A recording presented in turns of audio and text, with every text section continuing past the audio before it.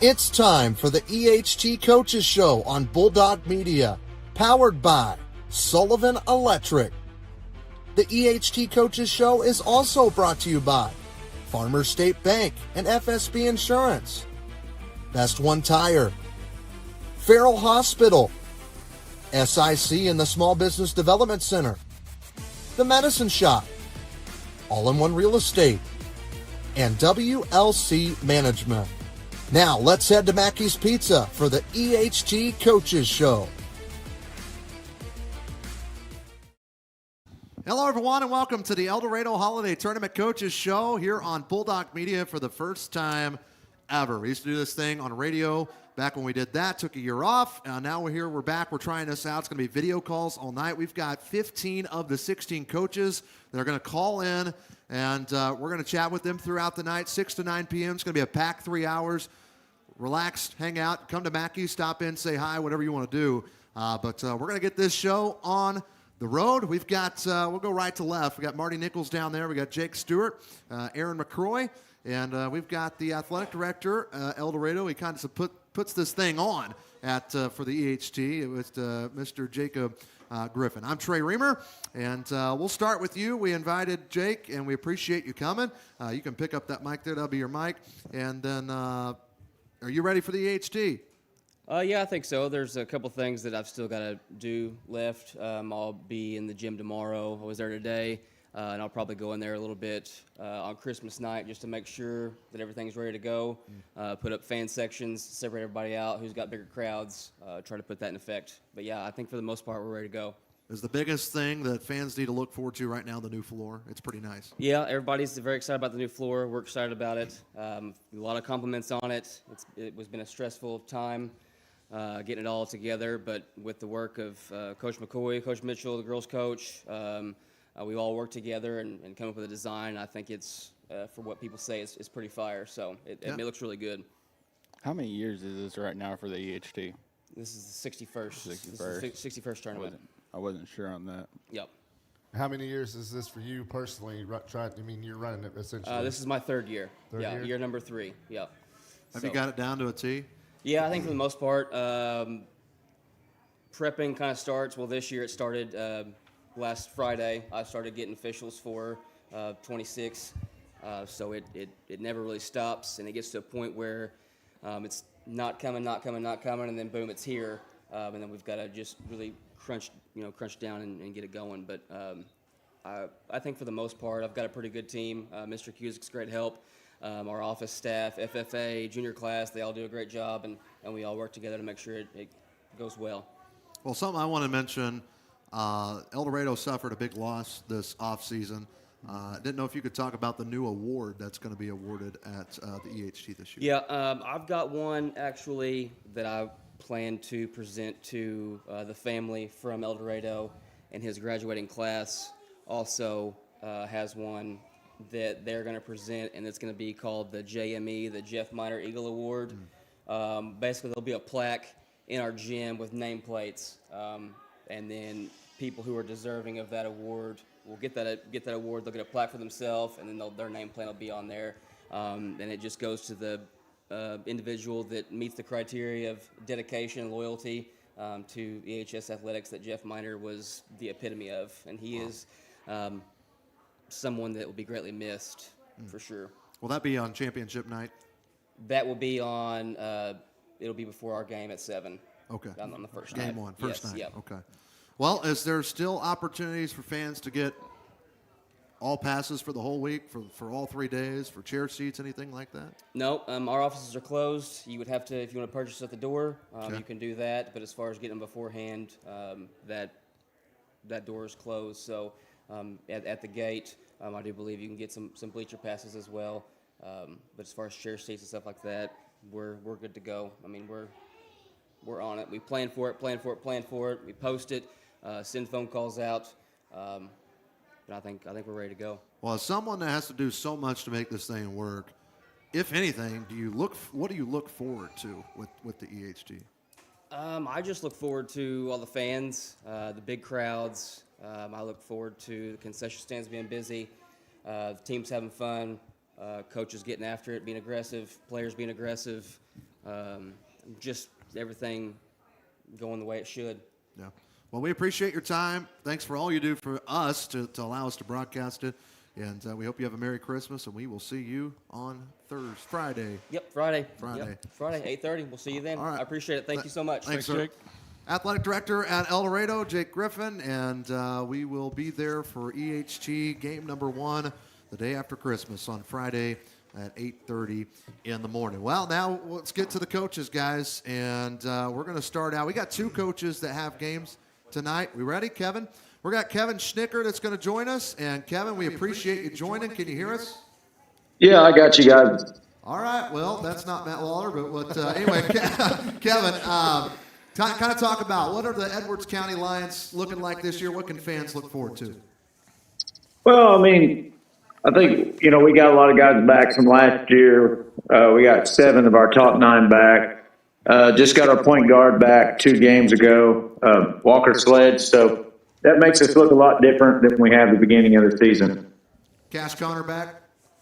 Yeah, Cash is good, yep. Oh, that's good news. You guys were 3-3 when this thing got seeded, but you had been without a couple of your guys, hadn't you, early on?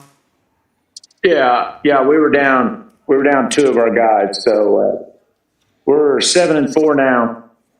Okay. What's been your biggest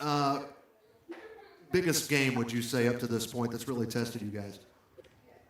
Well, biggest game, I'd say last night, well, I guess it would have been Saturday night. We beat Wayne City at Wayne City in the Conrad Allen for 3rd place. So that's a pretty tough game to win. They had beat us by 8 earlier in the season, so. You guys taking on NCOE first round. That would be a rematch. You guys already got them this year. You lost by a little over 10 points, but was there was that a closer game that looks in a final score, you feel like, first go around? Well, yeah, the final score, we had to foul. And I think that's a game we went 1 for 16 from 3-point range. So I look forward to the rematch. I always like playing teams that beat us. So, go ahead, Jake. Coach, this is Jake Stewart from Harrisburg. What do you feel like you need to do, maybe not better, but differently on Friday at 10 a.m. to beat the Cardinals? Well, we got to do better. We got to play better defense against them. Concentrate on a couple guys that had improved a little bit. So, shoot the ball better a little bit and not turn the ball over as much. All right, Coach. Hey, we appreciate you joining us. I know you have a game tonight. Best of luck. We hope you have a Merry Christmas, and we'll see you in El Dorado. Okay. Thank you guys for working with me. Yep, no problem. That's Kevin Schnicker at the helm of the Edwards County Lions. And, again, he wasn't actually going to be on the show.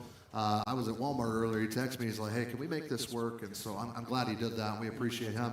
Let's actually look at what Edwards County's done this year, guys. I told you their record was 3-3 going into when they seeded this meeting a couple of weeks ago. But they are now 7-4. There's those wins on the left. They've seen some EHT teams. They beat Frankfort. They beat Gallatin County. But they've lost to a couple as well with NCOE and Hamco. Yeah, I think, North City and Hamco, both quality teams, and like you said, he shot terrible against North City, so it could be a good ballgame. Yeah, those are both top 8 seeds this year. NCOE's the 8. Hamilton County, they got the 5 seed in this year's tournament. So that is what they are looking like. We have Lawler ready yet, LeBlanc? No, so we'll wait on that. But we are going to let you guys know we do have Matt Lawler coming up next. We got Drake Patton. He is in-house with us. He's going to be joining us from Carrier Mills. That's what's next here on the EHT Coaches Show. We're live from Mackey's Pizza. Still time. Tune in. We're on YouTube, also Facebook. So you can get on your TV and get on your phone if you're on the go. Also, feel free to stop by. It's half-price breadsticks here at Mackey's Pizza tonight. Come in, get you some, and you can pop your head in here to the front room and say hi to us. We're going to step aside for another break. When we come back, we'll have Gallatin County head coach Matt Lawler, who also has a game tonight, and we'll have him join us here on the EHT Coaches Show, powered by Sullivan Electric. Are you having trouble with your home or business's electrical system? Well, Sullivan Electric is here to help. They are 4 generations strong of IBEW trained electricians serving Southern Illinois. Preventative maintenance to emergencies and anything in between. You can call on the trusted professionals at Sullivan Electric. They're reliable, affordable, and professional. So give Mike a call today at 618-926-3304. Sullivan Electric, a proud sponsor of Bulldog Media. At Farmers State Bank, our work starts with people, the ones behind the counter and the ones across it. We're the familiar faces greeting you with a smile, the helping hands making sure you leave with answers and not questions. And when we step outside these walls, you'll find us right beside you, cheering you on, showing up, and celebrating what makes our hometown special. Because the truth is, we're not just in this community, we're part of it. Your story shapes ours, and every success here makes us all stronger. And remember, at Farmers State Bank, no one serves you better. You've paid more to get less with all the rest. It's time to go with the best one tire and service. Just $29 gets you the complete oil change. A Valvoline full synthetic oil change, plus free tire rotation, brake inspection, and battery check. Why pay more to get less with the other guys? At Best One, just $29 gets you the complete oil change. Valvoline full synthetic oil, tire rotation, brake inspection, and battery check. During your visit, ask about V-Perks. Go with the best one tire and service. Home of the complete oil change. Up to 5 quarts excludes diesel. Free delivery, free advice, and the hometown advantage. Welcome to the Medicine Shop of Harrisburg, Marion, Ridgeway, Shawneetown, and El Dorado. We're a small, locally owned pharmacy making a big impact on our customers and our communities. We offer full pharmacy services and home medical equipment with hometown pride. Switching is easy. Just ask. The Medicine Shop and Home Health Solutions. How can we help you?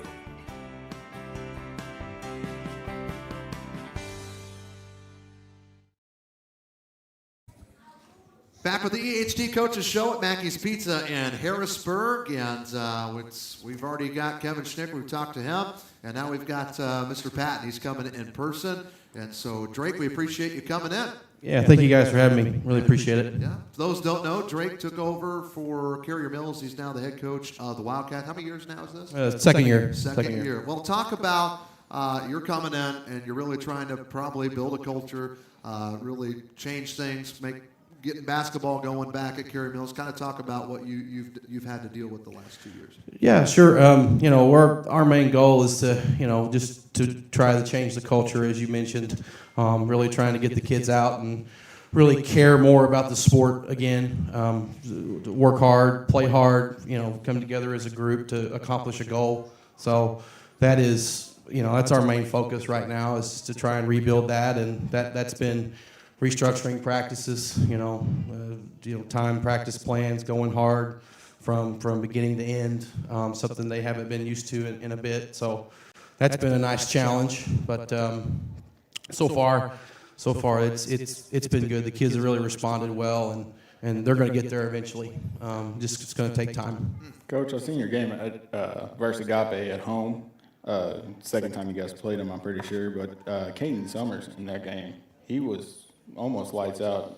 Talk a little bit about him and David Edwards for you.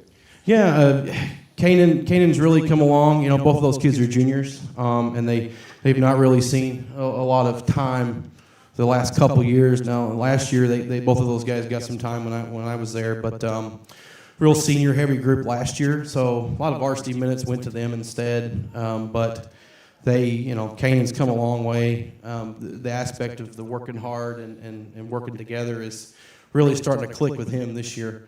And David's really kind of moved into the point guard role, which has never been his role, ever. So he's really doing well for what he's been thrown into to have to do, and he's adjusted well. He gets better every game. Kanan gets better every game. Honestly, the whole group gets better every game. So. Drake, you played Massac the first round, 8:30 on Friday night. Just curious, uphill battle, obviously, and for many teams in this tournament, not just you. What are you telling your kids ahead of that game on Friday? Yeah, I mean, it's the thing that Dad always told me. It's like you can't be scared of them. They can't eat you. You got shoes on, so they can't digest the shoe leather. So you know what I mean? It's just they put their shoes on just like you do, and just go play. Do what we've done all year and just get better just get better. Keep working, execute like we're supposed to, and whatever happens, happens. And if you work hard, execute, do what you're supposed to do, you're a winner no matter what happens at the end of the game. Yep, good answer.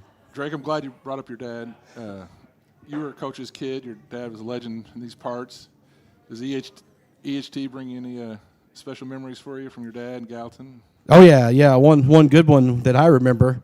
I was a player and got in kind of one of the first times I got in, maybe the only time I ever got in.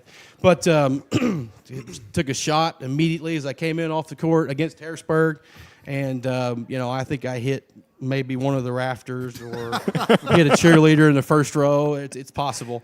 And the horn sounded, and I knew what was coming. So I just ran to the bench and sat down immediately, and he subbed me out and, gave me a nice good chewing for that, So that's one of the main core memories that I have. But, he was great. He really cared about the kids more than people really even know. So, and I try to carry that on as much as possible. But be my own person, but yet still try to carry that on too. Well, good luck this weekend, and do him proud. Heck yeah, absolutely. I've got to add that, Richard Dwyer. Oh yeah, he does. He has so many great radar stories. And his impersonation of your dad. I would say it's spot on. It is. It's. I mean, I'm in tears every time. So Aaron's been at our practices. He comes in. So a lot of great stories of your dad and memories. I was in tears when he'd have me come down and battle drone. Oh, I bet. And I was, a grown man. He was yelling at me, and I'm. Is that the time when you and Derek got thrown out of practice? Yeah. We're playing drone, playing Patrick Lowe. Yeah, got a little intense, and Dad had to throw him out of practice. So it was. I'm telling you, he scared me. Yeah. Oh yeah. Well, absolutely. You're taking it as a pro though. You ain't got to play at 8:30 in the morning. You guys get a night game. Yeah. Get a night game. Get to make it to day 2. That's good. Our kids haven't done that and seen that in a long time, several years now, and just the way the schedule fell, and we really appreciated that happened. So, but we're gonna take it in stride, and we'll see what happens. Hey, we appreciate you coming in person. You're closer, so that's awesome that you were able to do that. And Merry Christmas, and we will see you on Friday. Yeah, thanks guys, appreciate it. Thanks for having me. Merry Christmas to you all as well. Yeah, Drake Patton, head coach of the Carrier Mills Wildcats. Right now, 0-10. They were 0-7 when the seeding meeting happened, but they're getting better and better each game, says coach. So I'll be looking forward to see them potentially play some upset against a very tough Massac County team. We got a coach ready.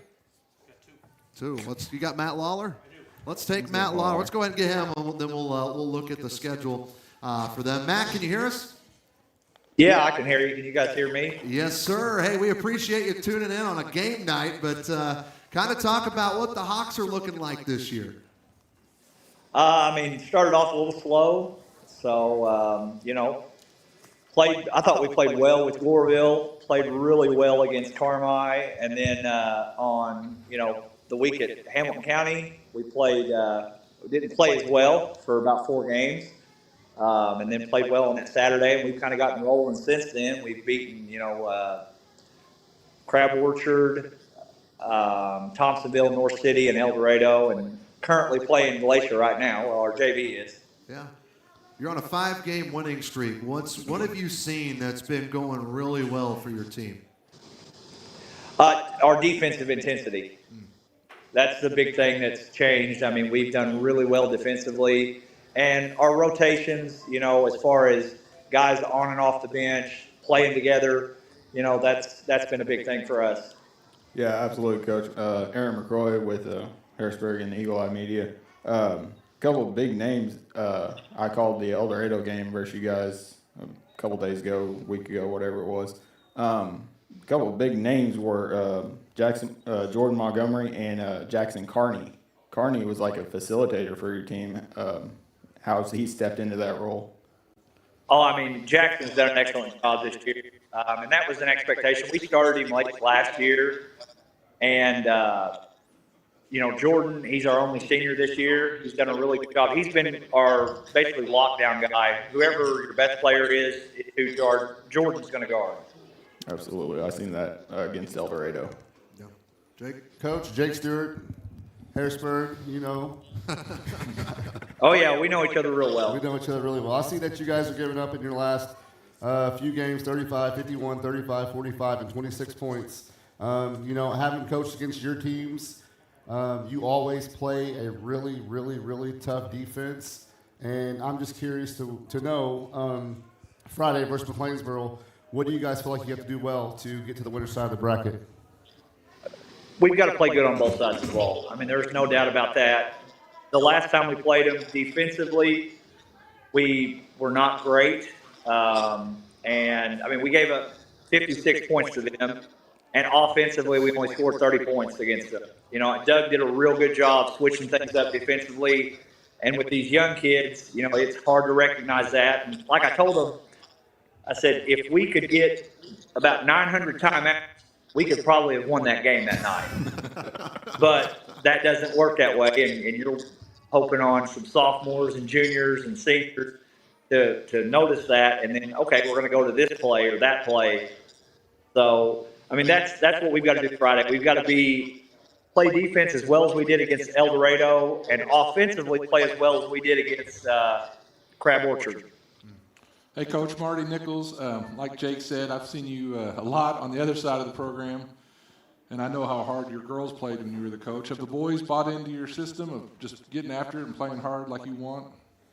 Yes, fortunately for me, from the juniors down, I've had a hand in their, junior high program whenever Tyler Hatton was here, and, kind of helped him a little bit. And then that sophomore group and freshman group, I had them in junior high when we took that group to state and got fourth in state. And believe me, that's all they've heard all year is if you're going to win a ball game, you've got to play defense. Good. And they've bought into that, and that's why we've won, 5 straight games. Great. Well, thanks, Coach, and good luck Friday. Yeah, hey, we appreciate you tuning in, especially on a game night, but we hope you have a Merry Christmas. We will see you on Friday. Thank you guys. Thank you guys for what you're doing. We really appreciate it. All right, thank you, Coach. Matt Lawler, head coach of the Gallatin County Hawks. And, guys, they're riding a 5. Let's look. You got the graphic, Jamal. Riding a 5-game winning streak. Wins against West Frankfort. That was in Hamilton County, Crab Orchard, Thompsonville, NCOE, El Dorado. And it's like they've already played the EHT because they've played Carmi, Edwards County, Hamilton County, NCOE twice, West Frankfort. That's 6 EHT teams. They might be ready for this tournament, especially if they get past Hamilton County, who almost beat them by 30 the first go-around. I got a big shocker coming up later when we do our brackets, so stay tuned. I could see it. I'm not going to lie. I watched him in person. He's talking about that defense. They guard. It's that defense. His team's always guard. Yeah, his team, you look, he beat NCOE by 1. They lost the first go-around to NCOE by a couple. But that second, the win was the second go-around against the Cardinals with Jordan Johnson, who we'll have on in just a little bit. Well, real quick, let's look at Carrier Mills. We talked to Drake Patton. Let's take a look at their numbers and what they've done. Again, they're still looking for their first victory, 0-10. They were 0-7 when this thing got going. They played Agape twice. Galatia, that's who Gallatin's playing tonight. Pope County, the normal kind of schedule. And listen, Hardin County putting up 100 points. Hardin County is a really, really good team this year. They are. They're one of the sleepers of the tournament, I feel like. And I think they can upset some people and cause some damage come Friday, Saturday, and Monday. Yeah. Saw them in person. They're yeah, we've seen them a couple of times. Rodney Lane, I believe, is ready to go. Rodney, we're talking about your Cougars, so we might as well go ahead and bring you on. Can you hear us? Yes, sir. Can you hear me? Yes, sir. Well, it's got to be good. Well, first, I'll just let you talk. Talk about your team. What they've done so far this season. Well, we started off at Goreville, and that's always a little tough for us. Yeah. But I thought we played well the whole week. Really, was in every game. Benton got away a little bit in the last quarter, but we played Anna well. Had led that whole game. Was up by 11 at one point in the second half. Led the whole game to the last 2 seconds. Harrisburg game, we played really well that game. Shot the ball, and since then we lost to Harrisburg at home, and after that we've won 5 straight, and we beat NCOE at home the other night by 17. So we've been on a pretty good. It's got to be really nice returning and having pretty much everybody back, isn't it? That's sure. That always helps when you have kids back with varsity experience that's been in the fire quite a few times already. Marty? Hey, Coach, Marty Nichols from Harrisburg. I got to see your game against Harrisburg at Goreville, and we were really impressed with your team. Not only your starters, but you came off the bench, 3 or 4 players that came in and gave you great minutes, and I just thought just really how well you all played against Harrisburg. Can you speak about that game any? Well, I thought we shot the ball really good that game. And our kids off the bench are getting better with every game, and all the minutes they're getting. Whooper's just a sophomore, and he continues to get better every night. And Belford's been coming off the bench for us a lot. And Jacob Leroy, those 3 have had most of the time off the bench so far. They're improving, and we're going to need them to continue to improve. But I thought the Harrisburg game, we took care of the ball. We had a few turnovers, shot the ball well, and defended pretty good. We stuck to the plan.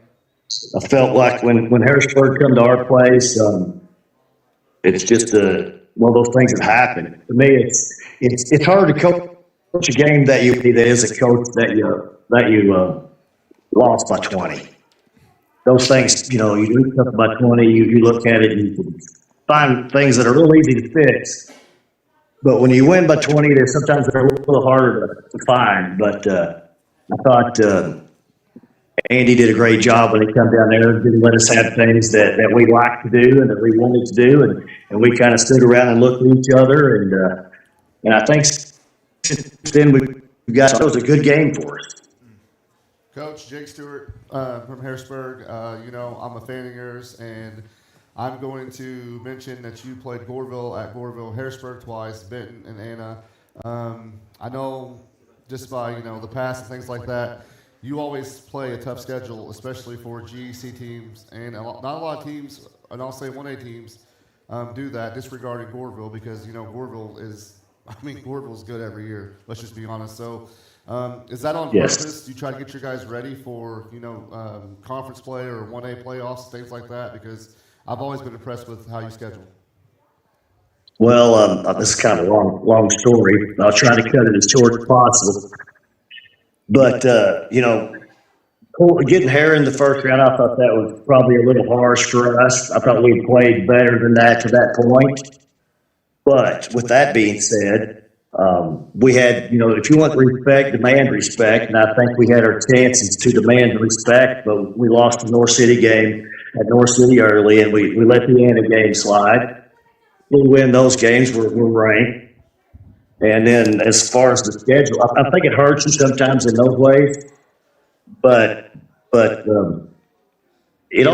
matters is how good you are at the end of February. I kind of gauge it like this. At the end of the season, you take your enrollment, ours is around 150, and you take that times the number of games played, and then you take your opponent's enrollments of every game and add those up, and ours are at least double and sometimes way above that. At this point, it's probably more than that in the season. I think if you want to get better, you play better people. And it's not only the player as a coach. I did this for a lot of years, and when you play better, whether it's coaches, players, you're going to learn a lot. You're going to learn from coaches that coach good teams, and you're going to be better. Your team's going to be better, and I just think it's a win all the way around. I think people look at win-loss records way too hard instead of who they're playing. Yep, I agree with that.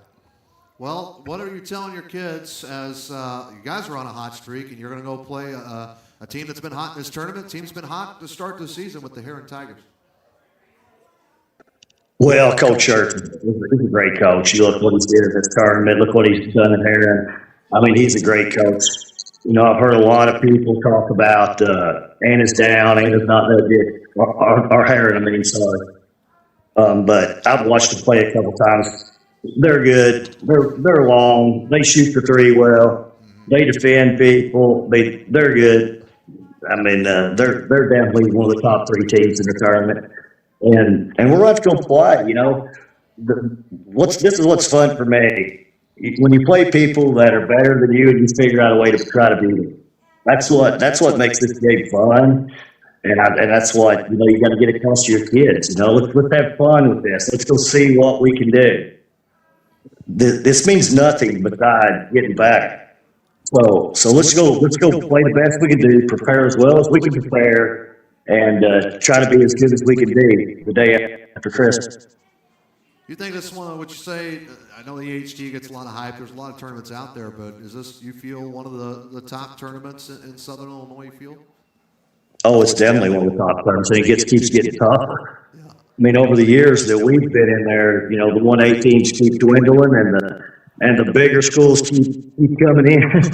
So it definitely gets tougher, but, you know, we played well in the consolation bracket a lot of years, won that a few, and but, you know, I thought we had a chance this year to move on in the winners bracket, and I think we still do. Anna's a really good team. But on any given night, you know, I think we can play with most people. I believe it. I've seen it. You're one of my favorites, definitely, in this tournament. And, again, we appreciate your time here on your night off. I know you could be doing 100 different things, but we appreciate it. We hope you have a Merry Christmas, Rodney. Same to you guys. Thank you. You guys do an awesome job. Watching EHT on here is like watching a college game. Yeah. Kudos to all you guys for what you do. Hey, don't run out of coaching on Friday, you hear? I'll do my best. All right. Thanks, Rodney. We appreciate you. Rodney Lane, head of the Hardin County Cougars, 6-5. They were 1-5, believe it or not, when this thing got seeded. Let's take a look, Jamal, at the numbers coming in. But you heard they were at a very tough Goreville tournament because, again, small school Hardin County, had to play Benton, had to play Goreville, had to play Harrisburg. So this is what they've done up to this point. Their big wins were against. That's a 20-point win against Harrisburg. That's pretty big for them. NCOE, they got them the second time, lost in overtime. That could have been first game of the year. Who knows for both of them? But Jake, I know you're really hyped about these Cougars. Yeah, I mean, he kind of mentioned it without really saying it, but I mean, if they're the 14th seed in this tournament, then I don't know, because good grief, like if you take they played us twice, they played Goreville, they played Benton. And, at some point we got to start taking into consideration the teams that, quit look, like he said, like Coach said, quit looking at the record so much.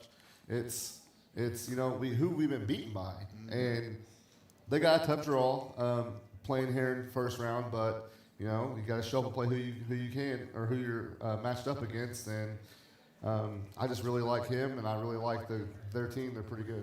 I'm willing to bet Heron's wasn't too excited to see their name. No, I don't think anybody's excited. Listen, nobody wanted to draw them first round. No, and it does. It goes both ways because if you're you're the third seed of the tournament and you got to face Hardin County first round, and you know who they beat and who they compete against. Right. That's tough. Yeah.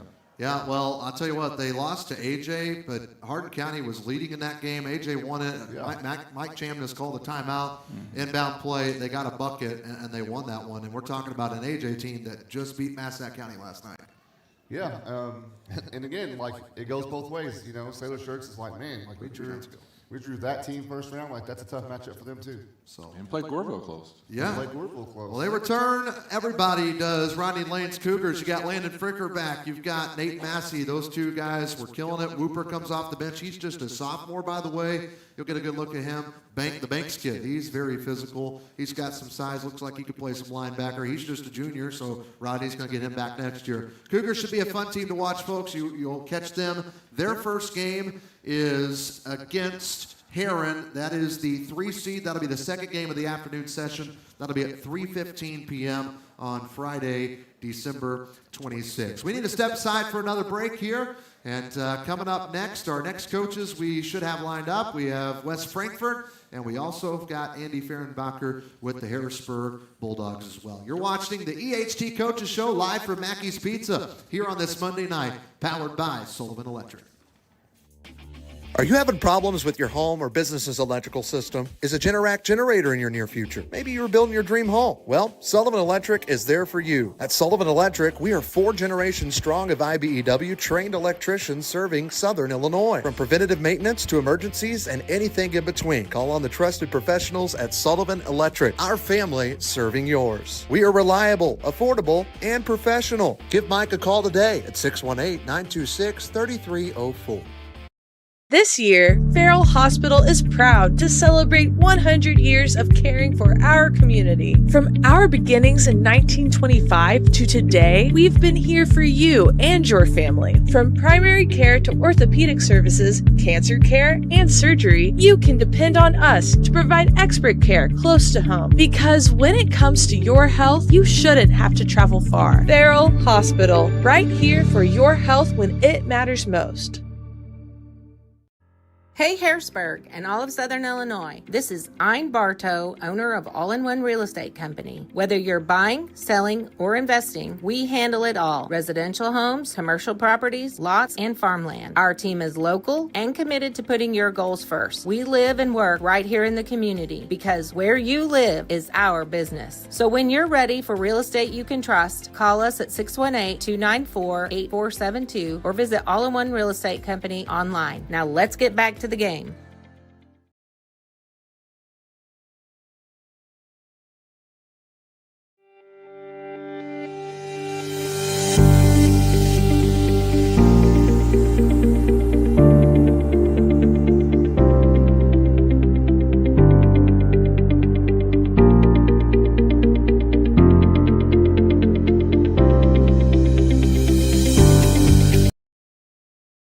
Mackey's Pizza. It's the El Dorado Holiday Tournament Coaches Show on Bulldog Media, powered by Sullivan Electric. We got Aaron McCroy, Marty Nichols, not in his seat right now, Jake Stewart, and I'm Trey Reamer. I think we've got West Frankfort head coach Josh Surdich on the line. Coach, you got us?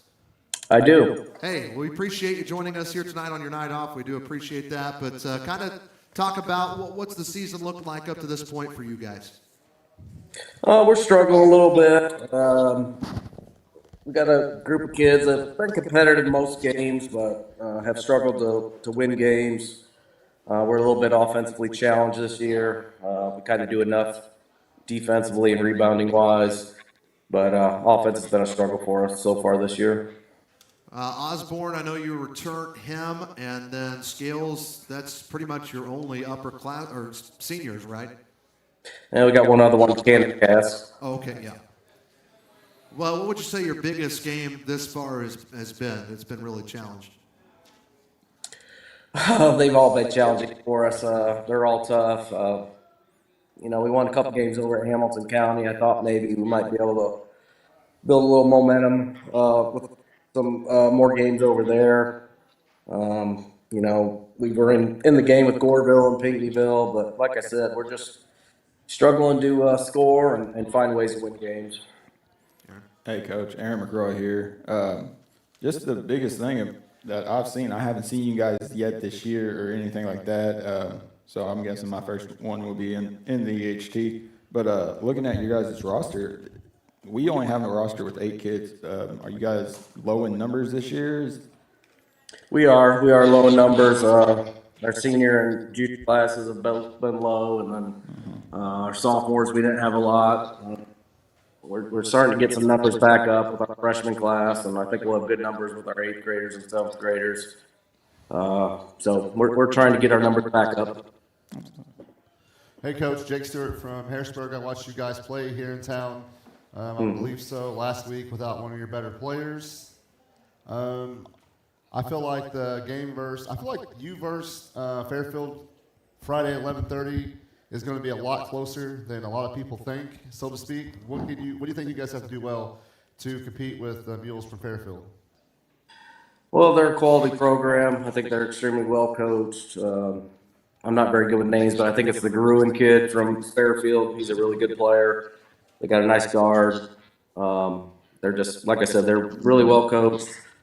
We're going to have to find a way to score some points. I think maybe we could do some things defensively to kind of hang around in the game. But until we get our offense figured out, we're going to continue to struggle, I think. You feel like you've been seeing improvement game to game?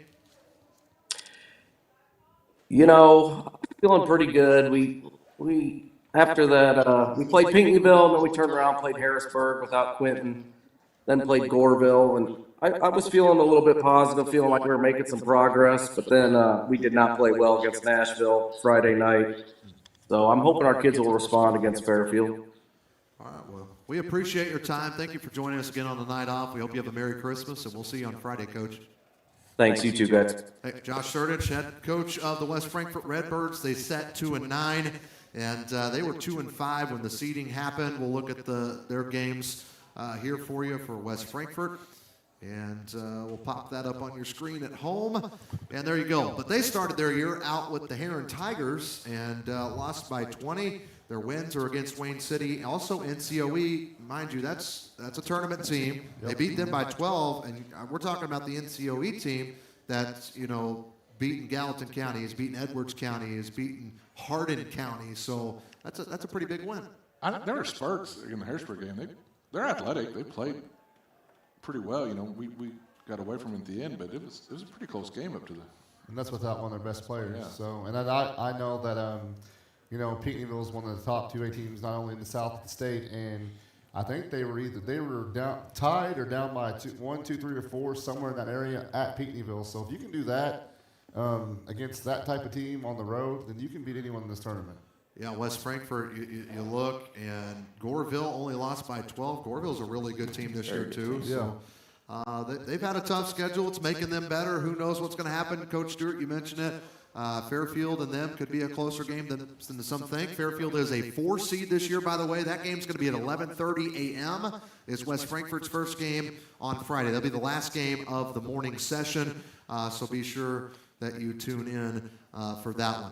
I think we've got Andy Fehrenbacher on the line. No. We'll have Harrisburg coming up next, but what we're going to do is step aside for another break. We'll be back right after this on Bulldog Media. It's the EHT Coaches Show live from Mackey's Pizza on this Monday night. Power. Are you having trouble with your home or business's electrical system? Well, Sullivan Electric is here to help. They are 4 generations strong of IBEW trained electricians serving Southern Illinois. Preventative maintenance to emergencies and anything in between. You can call on the trusted professionals at Sullivan Electric. They're reliable, affordable, and professional. So give Mike a call today at 618-926-3304. Sullivan Electric, a proud sponsor of Bulldog Media. The nursing instructors at SIC are very caring and compassionate. They care about you succeeding. I feel like I was very prepared for the NCLEX by the end of it, and not just to do the NCLEX, but to be a nurse. It's hard, but it's worth it. The most rewarding part of it was that my daughters got to watch me get a degree. Southeastern Illinois College, Succeed, Inspire, Connect. My name is Eric Widges, CEO of FSB Insurance Agency. What makes us different and what makes us special is that we've been serving the Harrisburg community since 1945. We have an award-winning team recognized by a regional carrier as an Agency of the Year, ready to serve you in any way possible, whether that's answering the phone in person, being here in the office, or ready to serve you with a Coke or a Sprite. This is our community. Whether it's your home, your auto, a life policy, or your benefits, we're here to protect what matters most. You've paid more to get less with all the rest. It's time to go with the best one tire and service. Just $29 gets you the complete oil change, a Valvoline full synthetic oil change, plus free tire rotation, brake inspection, and battery check. Why pay more to get less with the other guys? At Best One, just $29 gets you the complete oil change. Valvoline full synthetic oil, tire rotation, brake inspection, and battery check. During your visit, ask about V-Perks. Go with the best one tire and service, home of the complete oil change. Up to 5 quarts excludes diesel. Back at Mackey's Pizza, Trey Reamer, Marty Nichols, Jake Stewart, Aaron McCroy, and now Wes McCoy. Hey, you guys almost related if you had an R in there. Close. But hey, Coach, we appreciate you coming in tonight. We greatly appreciate your time. Well, thanks for having me. I'm really not the interviewing type, but Yeah. I'll give you guys a shot at it. Well, we'll let Aaron lead this one because he sees a lot of El Dorado basketball. Aaron, I'll let you get us started. A little bit. The biggest thing, Coach, talk about your seniors, Jordan Jones, Rody Williams. They're just running like crazy. Rody is. Rhodey's a cross-country track guy. Mm-hmm. So he loves to run, so you can't punish in practice for make him run because hell, will run all night. So, but I mean, we got a pretty good group. Maddox Rash, Grayson Graffler, Jordan Jones, our seniors, and then Rhodey's a junior. You guys, Then we got the punk Tippett as a sophomore. So. you guys start out with AJ, and what is that? The 7 o'clock game. Yeah. Friday night. What have you heard about AJ? What do you know? They're going to be surprised at the tournament. Mm-hmm. I can see that. I know you guys have seen AJ more than I have. AJ's really good. Mike Chandler's got a really good group. Second year now for El Dorado. How do you feel like things have been going since you've taken over? I'm still having fun. Still having fun? Well, that's all that matters, right? Yeah. I think it took a year for the system to work out, and I think the guys are trying to understand a little bit better now. We're getting there. What's it like to be a coach on the sideline for the EHT for the El Dorado Eagles? Well, I was assistant there 30 years ago. Yeah. Is it that long? It's been a while. Maybe not I don't know. But it's. Is there a lot of distractions as far as, trying to keep the boys, it's your tournament, it's a big deal. People from everywhere come to it. I'm just going to be honest, guys. I probably get more excited about the EHT than all of our kids. A lot of people do. I've been at this thing for, can't say 61 years, but close. You got a birthday in the middle of the EHT, don't you? I share that. Last year it felt okay. So, well, happy birthday. So, same age as the EHT. Don't feel it. You just did. But if you can't get, Jake can tell you, if you can't get excited about running out that tunnel on any given game, you don't need to be playing. It's just thrilling.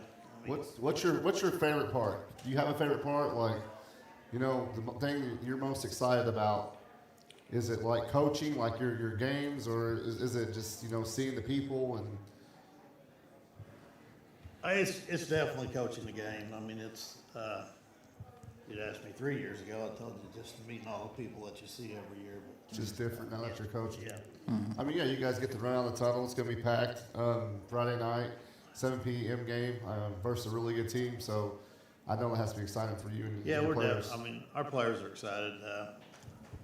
Maybe we can squeak one out like we did against Carmine last year. So let's. You guys enjoying the new floor? The floor is awesome. It is awesome. We got a chance to see it last week. Well, before we let you go, I want you to give an opportunity to kind of talk about what's your season been like this year. I know you guys were 1-3 when this thing got seeded, but you guys have won some games since. Well, I know this doesn't count, but we're 6-2 at half. There you go. We're pretty good at half. We just can't finish the games out. So, Some third quarter blues I've always talked about. For some reason, like my Cowboys. Yeah. we just can't figure it out in the third quarter. But had a good year so far. Started getting better as the seasons went along with the third quarter and pushed a little bit farther into the fourth quarter before the blow up. I was trying to find a better word, but yeah. Well, for a guy that says he can't do interviews well, you did pretty darn good here tonight. We appreciate you. Thank you. That's a good deal. I think they used to do this years ago. Yeah. It's on radio now. We're on video. And we hope you have a Merry Christmas, a happy birthday, and we're wishing you the best of luck at 7 o'clock against AJ on Friday night. All right. Thanks, Coach. Thanks, Coach. Hey, that's Wes McCoy, head coach of the El Dorado Eagles, his second year. Let's look at their numbers real quick before we get our next coach on. There's their wins, Meridian. Meridian's a pretty athletic team. Aaron, you were there for that. You saw how they played at Vienna. Only lost by 11 to Vienna. They played a tough Massac team, so a lot of EHT teams you're seeing on there as well. What he was talking about, up 12 at halftime on Vienna, up 5 on Massac at halftime. Wow. Yeah. And then... That's first week of the season, too. Yeah, third quarter, fourth quarter, same with Weber. I think we had a 3-point lead there, and then third quarter, fourth quarter just went down. Yeah. Me and Coach McCoy have talked about it almost after every game of what is it like. I know I'm not trying to give away his secrets, but he brings them out with like 2 minutes, like into halftime, back out onto the court, get warmed back up, protein bars, stuff like that. Like just trying something different. Yeah. Trying everything. Yeah. And I mean, because it's just one of those things. Like I've never seen it before, and I don't think really he has either. Yeah. Well, that was Wes McCoy again, El Dorado Eagles. So we'll shift to Andy Fehrenbacher. I think he's got us. Coach, can you hear us? Yep. All right. We appreciate you joining us, too, on your night off. Well, kind of tell folks what the Bulldogs have been doing. You guys were 2-3 when this thing got seeded. You've won a couple more games since. Kind of fill everybody in that doesn't know. We started out 1-3 at the Goreville tournament. Played some really good teams there. We figured out what we needed to work on and get better at real quick. Had a nice turnaround the next week. Won 3 games. Got a little revenge on Hardin County. Beat Cairo and beat West Frankfort. So that got us back above 500. But then this past weekend, had to travel to Massac, which is always difficult. We didn't shoot very well that night. Massac played well, and they beat us. And then we played a very, very good Marion team Saturday night that beat us as well. So we're 4-5 right now. Well, it's safe to mention you guys were very much in that Massac game at the end. I mean, they scored like 12 points in the last 2 minutes, it seemed like. But you guys it was neck and neck, wasn't it? Yeah, it was. It was. And I think around 3 minutes ago, it was about an 8-point game. Yeah. We had to take some chances trying to make some things happen. And they took care of the ball, hit some big shots, and was able to seal the victory. Hey, Coach Aaron McCroy here. I seen your guys' game versus a really good Goreville team at Goreville during the first week of your season. One kid that kind of stood out to me was Nash Villette, kind of stepping into the point guard role for you. So Nash has definitely stepped up for us. That first week of the season, we were trying a couple different combinations, starting wise, and Nash is a pretty natural as far as playing a point guard, defensive specialist for us out on the perimeter. So he's trying to step up as a leader as well. So he's definitely having a good start to the season for us. Hey, Coach, Jake Stewart here, and I think that our game versus Atlanta potentially might be the best game of the first day. Can you talk about what you think we need to do well to get out there with the win versus the Eagles? Just the things that I've been preaching to the kids all season long. We have to play good defense. If you don't defend and stop people, you make it very difficult for yourself to win a ball game. But we need to also get on the boards and rebound. Anytime we've rebounded well, we've had success in winning games. And it would be nice to come out and shoot well. We had kind of a rough shooting weekend, both games this past weekend with Massac and Marion. But credit those two teams, they made it difficult for us. So Vienna, though, is a tough team, well coached, and we definitely have our work cut out for us. But I feel going into that game, just like almost every game in this tournament, it's pretty wide open. And who's ever playing well and gets some momentum may have a chance at a deep run. Yeah, like you said, Coach, it seems like the first few games we didn't shoot the ball great. I thought we had really good looks. They just weren't falling, I thought. But that 3-game winning streak, we started hitting some threes. And do you feel confident like we're starting to shoot a little bit better from the outside? And feel like we've got great shooters, just they're not falling.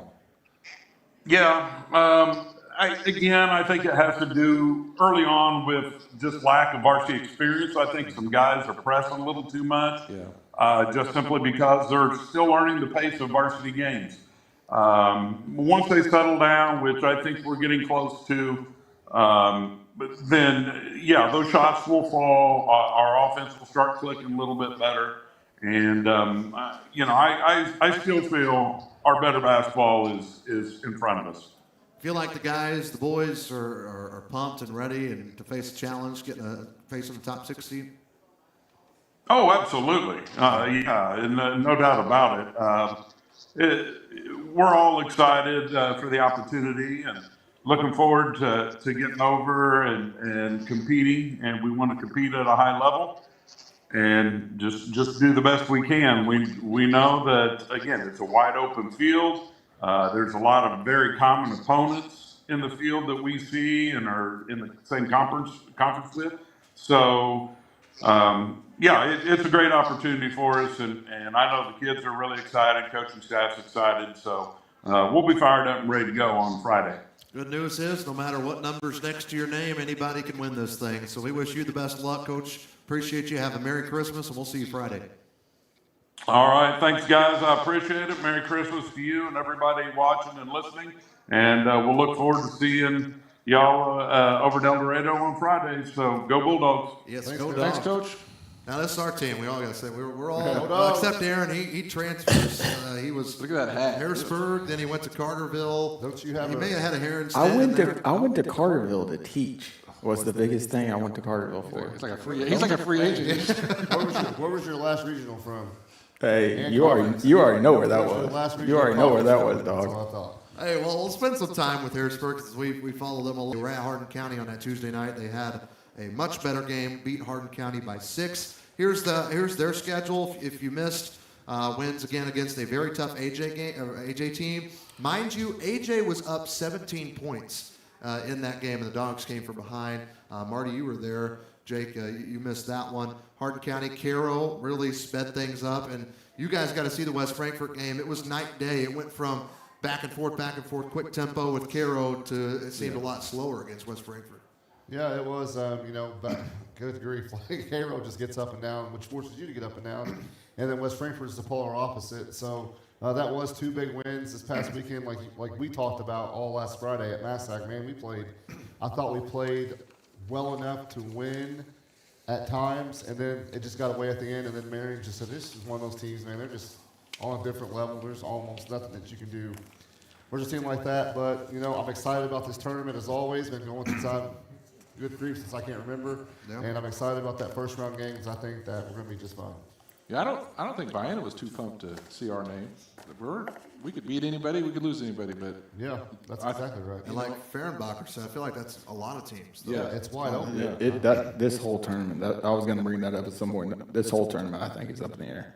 It's a coin toss of who can do anything. I mean, because Carterville's good, like, don't get me wrong. Harrisburg's good, AJ's good. I think it might be Carterville just like a slight level ahead of everyone, but like everyone's like clawing like right behind them. And it's just one game. You gotta win one game. And anything can happen. I'm going to go on a limb and say someone from the River to River wins this thing. That's a pretty bold pick, Marty. Hey, I'm doing So it. you take that, I'll take the field. You want it? How much? Nah, Hey, a big storyline that could come out of this. You got a El Dorado transfer.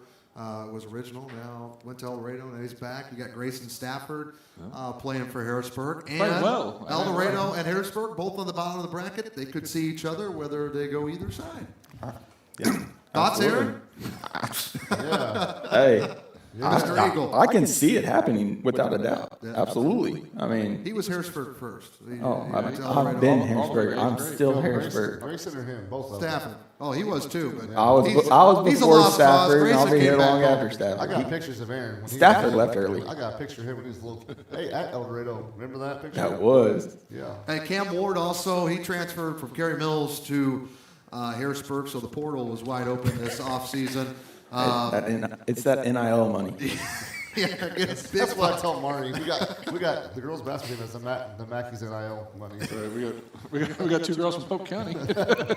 Hey, some players that you'll see for Harrisburg. Like I said, Grayson Stafford, Braxton Murphy. He's just a junior kid, could shoot the ball. He is a very, very good player. Nashville is somebody. He might not score double figures every game, but Jake, it's what he does when he's not scoring. That's my dog, Nash. He does. I'm proud of him. He's been doing a lot of things, and the thing about Nash is he's in the point guard role now for us, and he was hurt half of last year. So this is really like his first full year of basketball since his freshman season.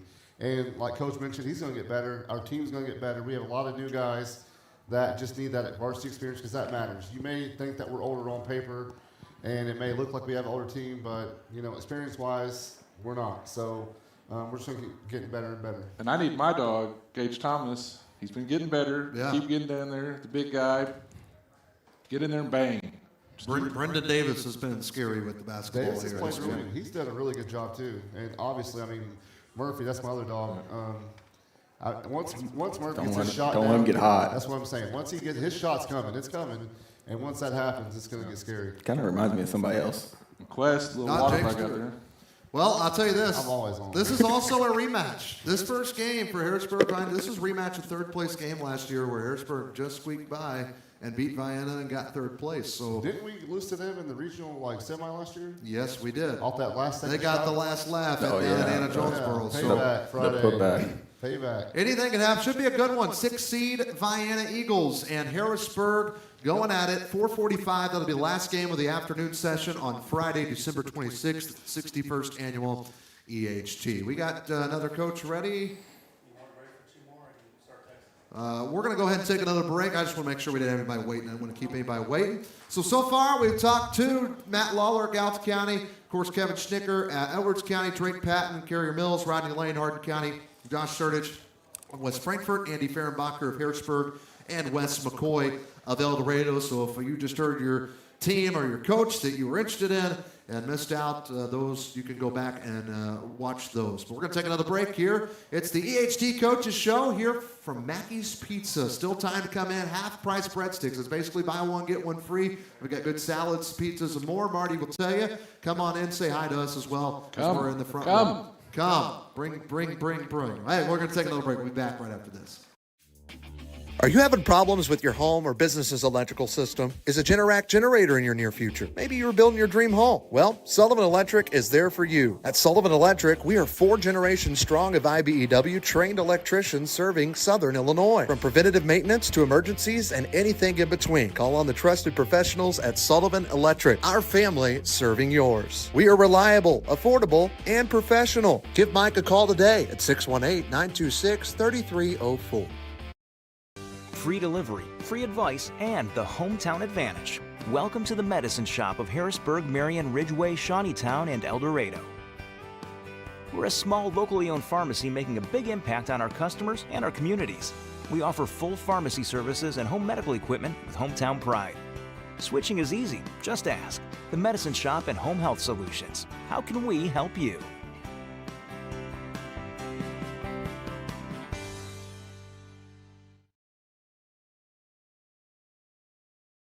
This year, Farrell Hospital is proud to celebrate 100 years of caring for our community. From our beginnings in 1925 to today, we've been here for you and your family. From primary care to orthopedic services, cancer care, and surgery, you can depend on us to provide expert care close to home. Because when it comes to your health, you shouldn't have to travel far. Farrell Hospital, right here for your health when it matters most.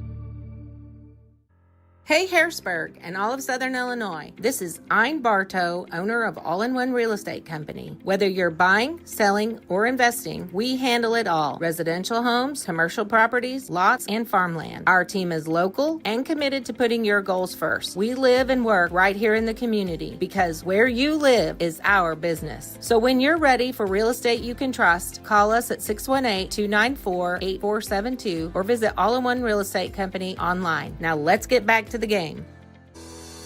Are you feeling stuck growing your business? Get expert advice on marketing, finance, operations, and more, all at no cost. Unlock your business potential by visiting the Illinois Small Business Development Center, located at Southeastern Illinois College. We have the right tools, resources, and expertise to help you accomplish your goals. Let us be your partner in small business success. Visit our website at illinoissbdc.com.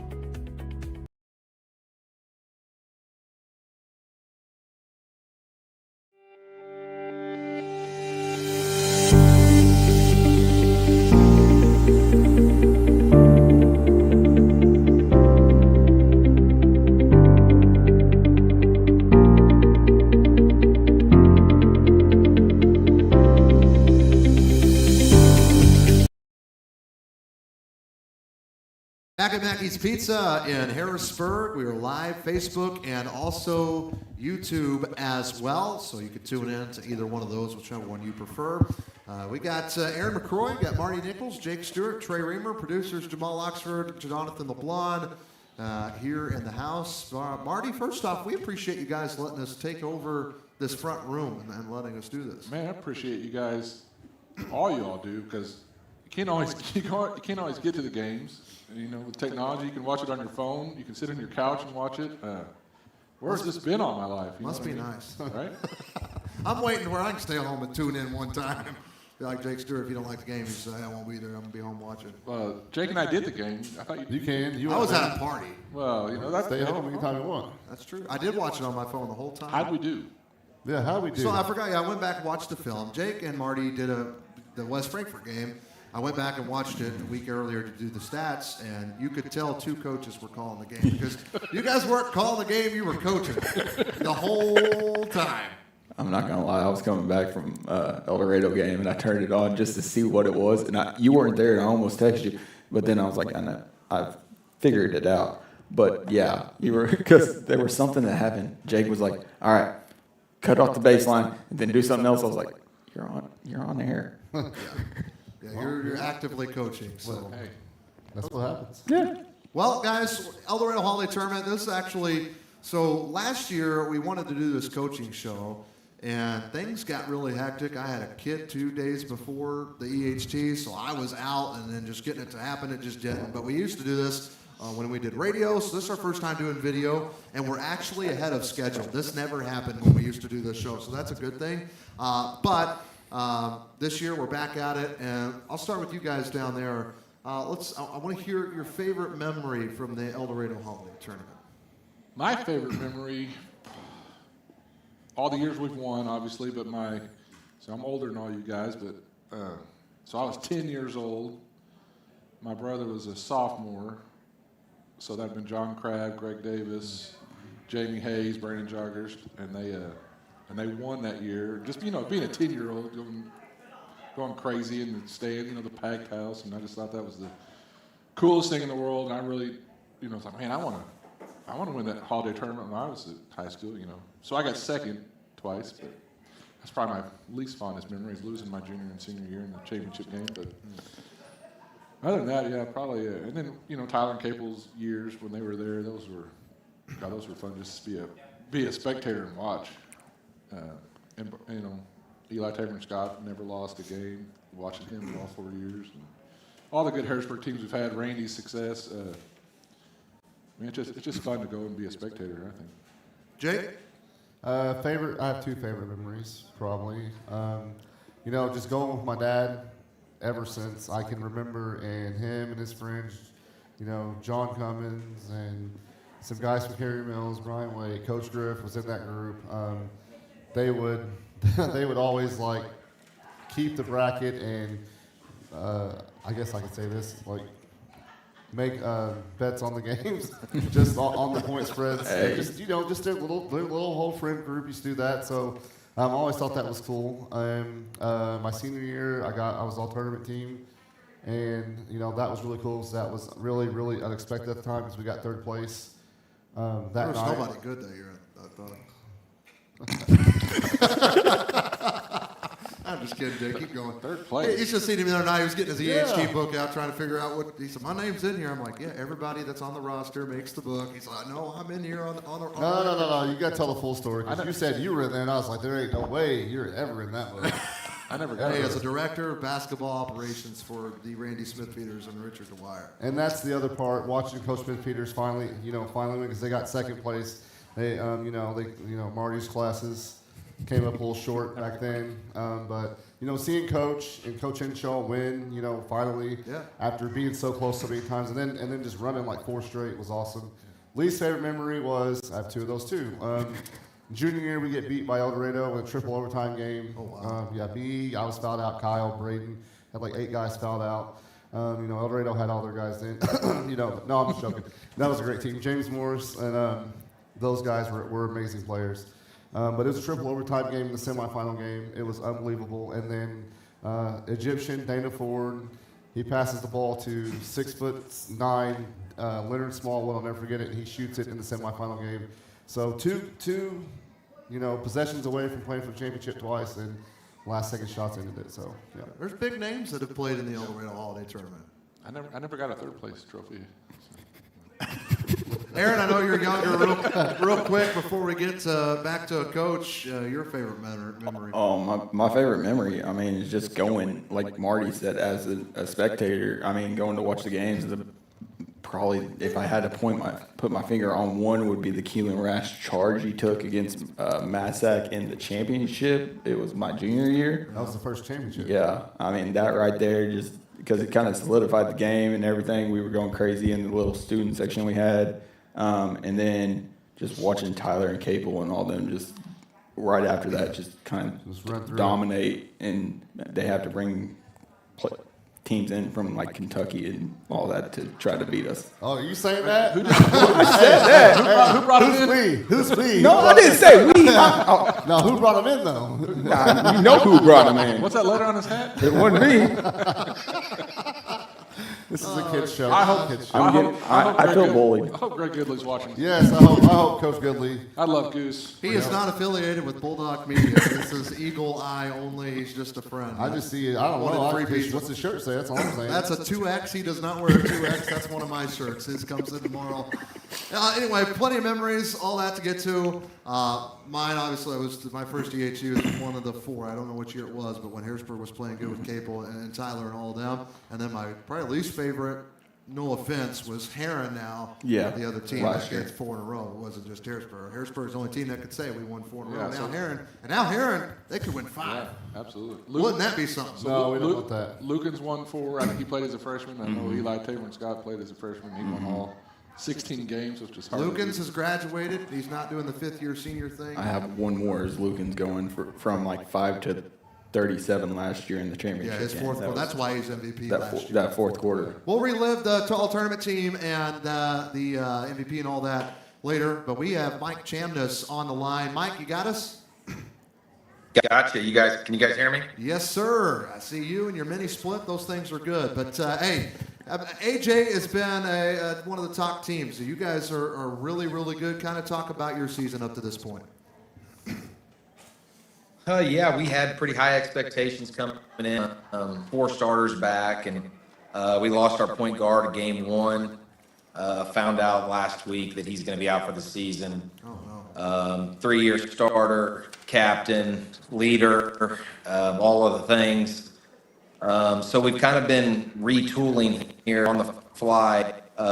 Feel like last week we ended on a good note, beat Massac at home. So feel like we're finally starting to get off on the right track and some momentum headed into the EHT.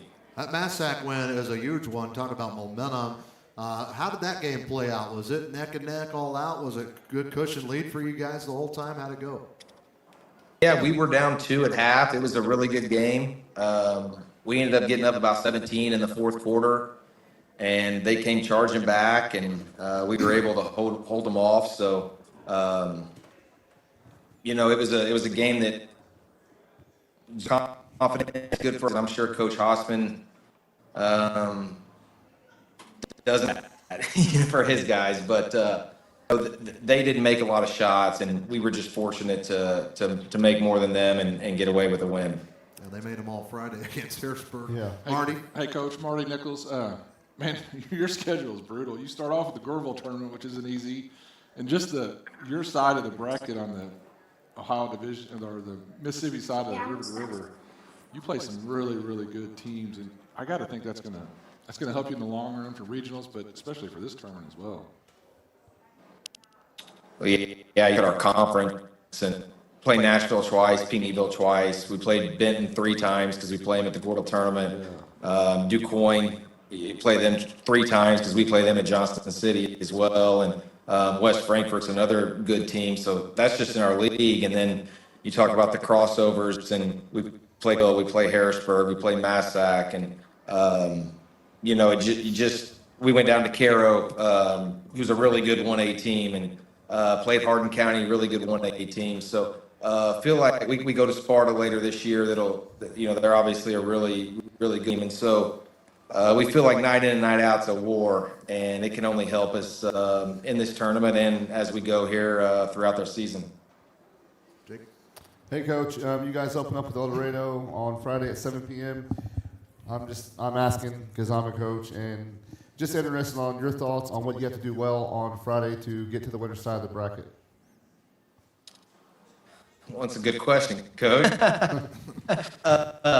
We got to be able to make shots. I think that when you play El Dorado in their tournament on their home floor, you've got to be able to make shots, because when you don't make shots, you can feel the energy in the building, and they got the band going, and you can that pressure starts to build. And I think Carmi kind of fell into that last year, and you start kind of trying to tread water and you can't really do it. So I think making shots is a big part, especially early. El Dorado's got a good team. They got a lot of guys from last year. I think Rash is a good player, and I think the Tippett kid can really shoot it if you leave him open. So and Grathler is, I think, their leading scorer, and those guys have been playing for a while. So we're gonna have our work cut out. They're physical and strong, so we're gonna have to play our best game to beat them. Who do you think's really stepped up in the place of not having McFadden now for the rest of the year? Because you guys are still playing good basketball. Yeah, Leon Patterson, our point guard junior. He came last year so we were he was going to be in our plans for sure this year, but he's obviously had to play a much bigger role. But he's stepped up and played really well for us. And then we have two sophomores, Landon Boyd and Eli Laminack, who are probably playing more minutes than they should, but they're both just growing before our eyes. And if there's a positive, that's it, is those two are just getting experience. They're getting so much game. Excited to see their development as the season goes. All right. Hey, well, we appreciate your time tonight on your night off. We hope you have a Merry Christmas, and we will see you Friday night. All right, you guys too. Merry Christmas, and go Blue. Thanks, Coach. Go Blue. Go Anna Thank you. Jonesboro. They're the 7 seed. They take on El Dorado. They have to take on the host team, Aaron, and 4-6 is their record now. They were 2-3, as we'll show you that graphic. The Anna Jonesboro Wildcats, you mentioned they start, before they went to Goreville, they actually played a game against Chester and beat them. You see that score on your screen, but the biggest win on that of the 4 is definitely Massac County, and the good news for them, that wasn't early this season, that was 2 nights ago. Yeah, that's a huge win for them, and I mean, they're a very good team. I mean, I know with McFadden being out, they got, of course, I already put my roster away, but what's the shooter's name? Gore? Yep. Yeah. Caleb Gore. He's just a junior, too. I mean, yeah, him and Dawson Nichols as well. Those kids I remember from last year, just on that Anna Jonesboro team that went pretty decent in the EHT last year. Yeah, they won their first game against a team, Hamilton County, that was seated above them. Then they had to face Heron, lost to them. Then they had to get Massac, lost to them. So their road was not easy last year. It won't be easy this year either after El Dorado. If they do win against them, they'll have to deal with Massac potentially and maybe Heron again. Didn't Massac beat them on like a buzzer beater at the? I think I remember that right. I'm not sure. That was for 5th place. It was a 5th place semifinal, I think, actually. Was when AJ lost to Massac last year. But yeah, Leon Patterson, I know we mentioned him stepping up for McFadden. They're playing good ball without McFadden, and it's unfortunate he's a senior, and so he won't get to touch the floor ever again. But Patterson was really good in the first game against Harrisburg at Goreville. Yeah, and as a team, I mean, you win your first game against El Dorado, then you're playing the next round. You're playing a team that you just beat a week before, and then what's like we always talked about whenever I played was just get to the Final Four and then see what happens. And Anna has a clear path to possibly do that. That was Mike Chamness, head coach of the Wildcats. Again, their first game is at 7 p.m. That kicks off the night session, so they'll clear the gym, and then they'll let you guys back in. 7 p.m., 7-seed AJ against El Dorado. Winner will move on to play the winner of Massac County and Carrier Mills. That's the second game of that nightcap. Don't believe we got another coach yet, so what we're going to do, we're going to step aside for another break. Here live from Mackey's Pizza, still time. Marty Nichols says they're going to keep these doors open as long as people still keep coming in. So come in, half-price breadsticks. It's Monday. You can only get that today. And I'll tell you what, come say hi. I'll buy you some breadsticks here on from the first person, not everybody. I swear. Shoot, we're going to start getting Massac AJ people. Hey, I heard we're going to Mackey's. No, first person coming here, shake my hand. I'll buy you some breadsticks here on this Monday night. We appreciate you guys tuning in. Hey, we're Facebook, YouTube, so if you're on one, the other, whatever, there's that as well. Not shaking that man's hand nor that one. We're going to take a break. We'll be back. It's the EHT Coaches Show, powered by Sullivan Electric. Are you having trouble with your home or business's electrical system? Well, Sullivan Electric is here to help. They are 4 generations strong of IBEW trained electricians serving Southern Illinois. Preventative maintenance to emergencies and anything in between. You can call on the trusted professionals at Sullivan Electric. They're reliable, affordable, and professional. So give Mike a call today at 618-926-3304. Sullivan Electric, a proud sponsor of Bulldog Media. At Farmers State Bank, our work starts with people, the ones behind the counter and the ones across it.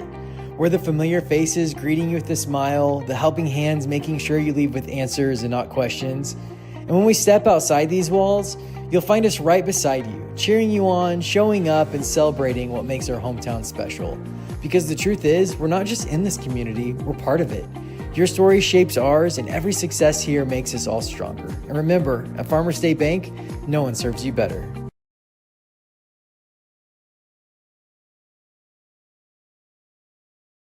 You've paid more to get less with all the rest. It's time to go with the best one tire and service. Just $29 gets you the complete oil change, a Valvoline full synthetic oil change, plus free tire rotation, brake inspection, and battery check. Why pay more to get less with the other guys? At Best One, just $29 gets you the complete oil change. Valvoline full synthetic oil, tire rotation, brake inspection, and battery check. During your visit, ask about V-Perks. Go with the best one tire and service, home of the complete oil change. Up to 5 quarts excludes diesel. Free delivery, free advice, and the hometown advantage. Welcome to the medicine shop of Harrisburg, Marion, Ridgeway, Shawneetown, and El Dorado. We're a small, locally owned pharmacy making a big impact on our customers and our communities. We offer full pharmacy services and home medical equipment with hometown pride. Switching is easy, just ask. The Medicine Shop and Home Health Solutions. How can we help you?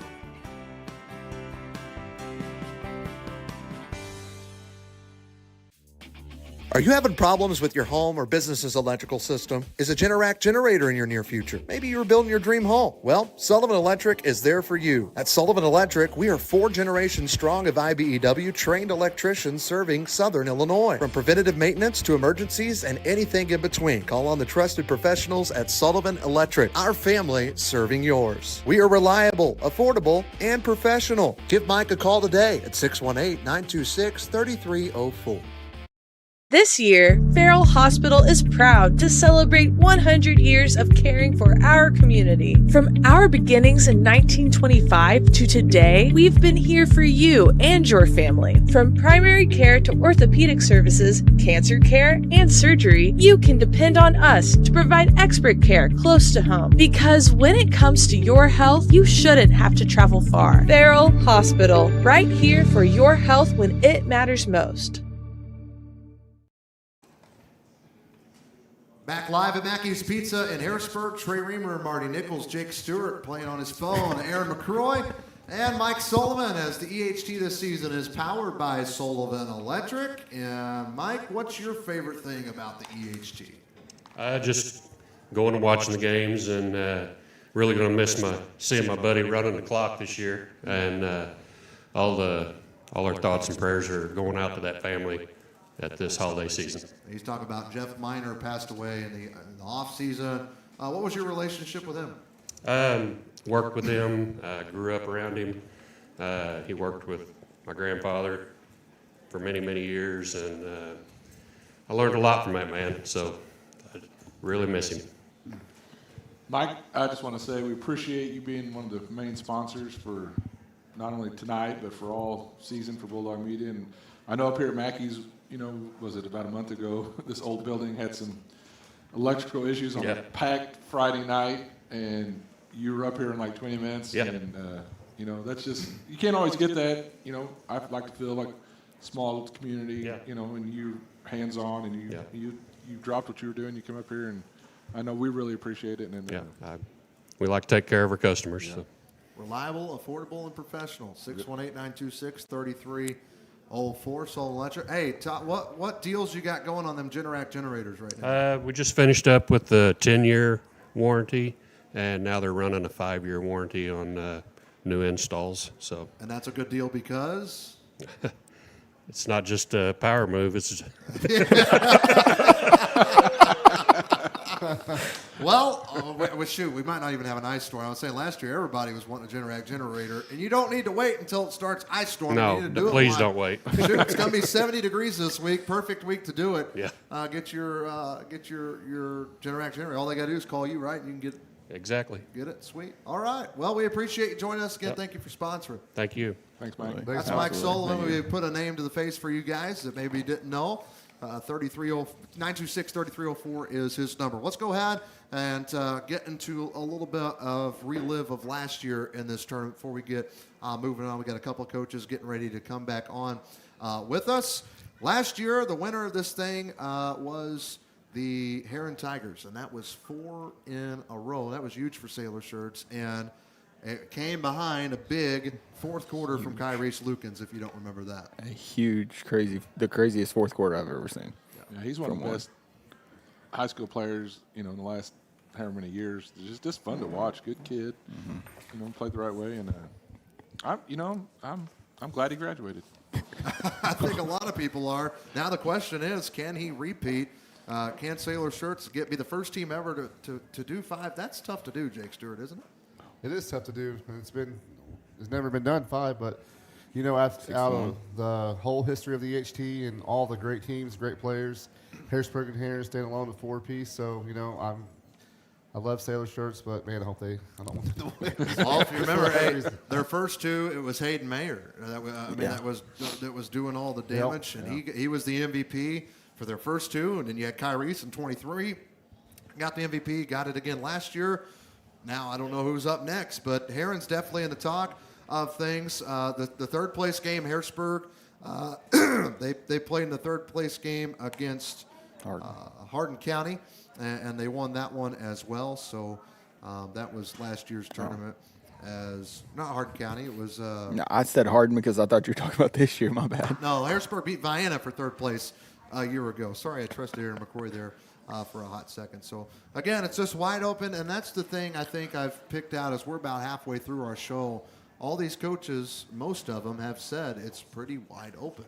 It is wide open. And at the time of the seeding, we were talking about there were 11 teams that were at 500 or below 500 and 5 that were above, and now it's, pretty much the same. So, there's just not really anyone, and I personally put Carterville just a small step ahead of everyone in the tournament, but they can also be beaten. Mm-hmm. At the actual coaches meeting, I know a couple of them said we can make you look like world beaters in one half, and the next half we'll destroy you. I mean, that's just the kind of basketball that's been being played this year. And again, we got plenty more to get to, plenty more coaches to get to.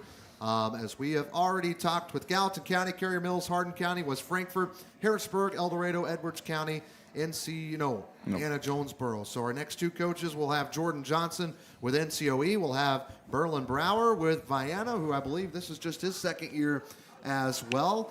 We're going to have them coming up real quick, though, and this is some news that you might not know.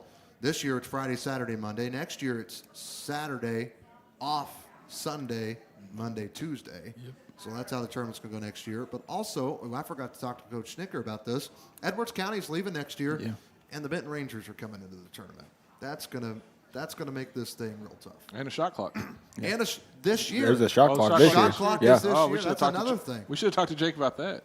Yeah, we should have. And they are. Should have, could have, would have. Last I checked with Jake, they are going to use the shot clock if they got them working, and they did. Yeah, they are, because we were. Yeah.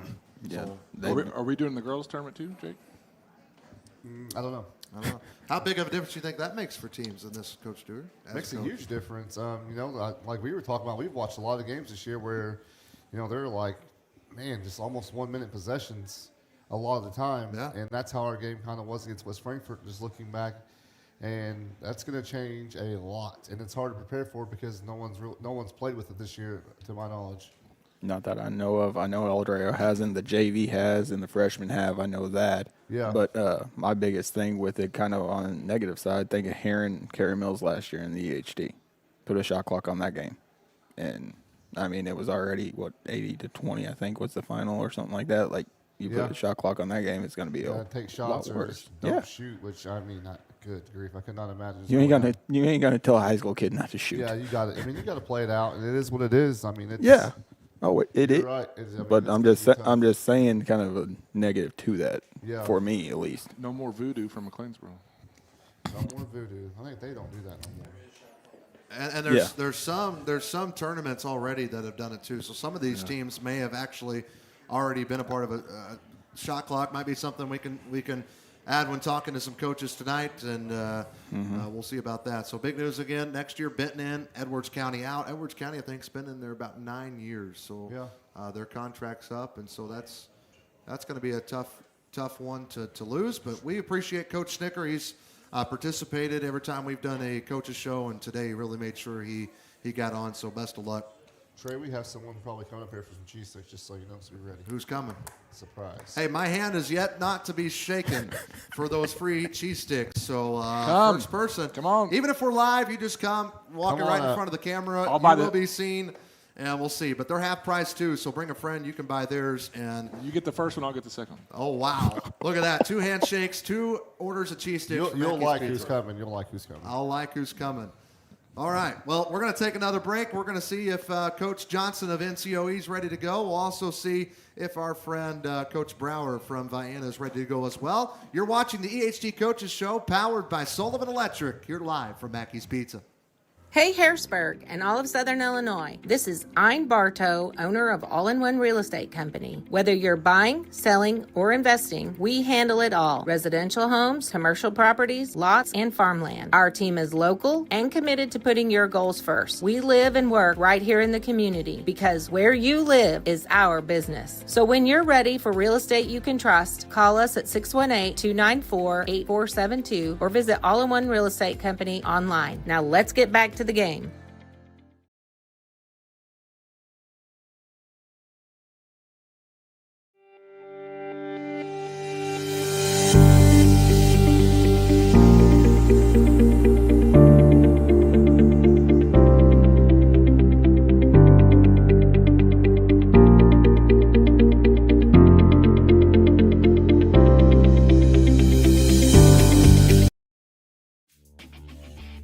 Are you having trouble with your home or business's electrical system? Well, Sullivan Electric is here to help. They are 4 generations strong of IBEW trained electricians serving Southern Illinois. Preventative maintenance to emergencies and anything in between. You can call on the trusted professionals at Sullivan Electric. They're reliable, affordable, and professional. So give Mike a call today at 618-926-3304. Sullivan Electric, a proud sponsor of Bulldog Media.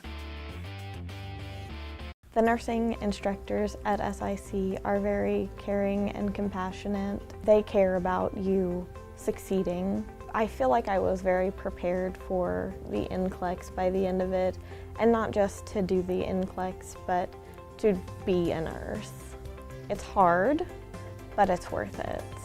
The most rewarding part of it was that my daughters got to watch me get a degree. Southeastern Illinois College, succeed, inspire, connect. Live at Mackey's Pizza, it's the EHT Coaches Show, and got Trey Reamer, Jake Stewart, Marty Nichols, Aaron McCroy. I believe we got Jordan Johnson of NCOE ready to go. Jordan, you got us? Yes, sir, I hear you. Hey, Coach, we appreciate your time tonight. NCOE, you guys were 5-2. You were really good when this thing got seeded. Talk about how your road's been since. Yeah, immediately following the EHT meeting, we had to go on the road to Waltonville. That's not an easy place to play. You guys know that. Yeah. Not many teams in Southern Illinois would probably go there and win. So yeah, we learned some things in that game.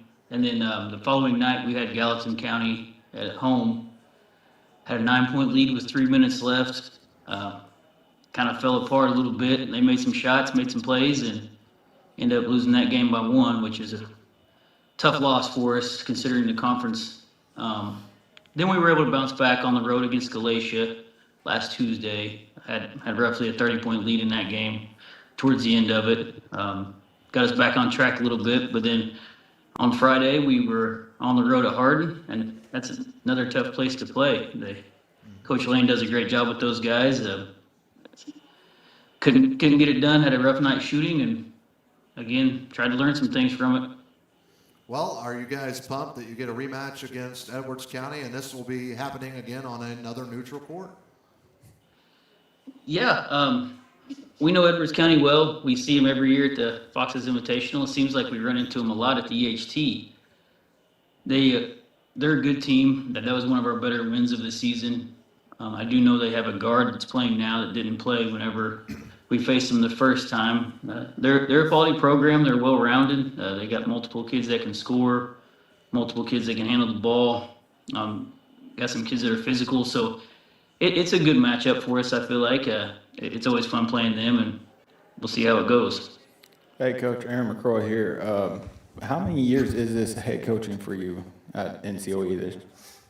This is my 6th. So I started the COVID season and been here ever since. And how many years? So 6 years at the EHT as well. Yeah, I guess my 5th. We didn't have it that first year. COVID year. COVID, yeah. Jake? Coach, Jake Stewart here. I'm going to bypass asking you about your golf games. I know that you're a very good golfer as well, but I know you've been going to the EHT your whole life. What's your favorite part about the EHT?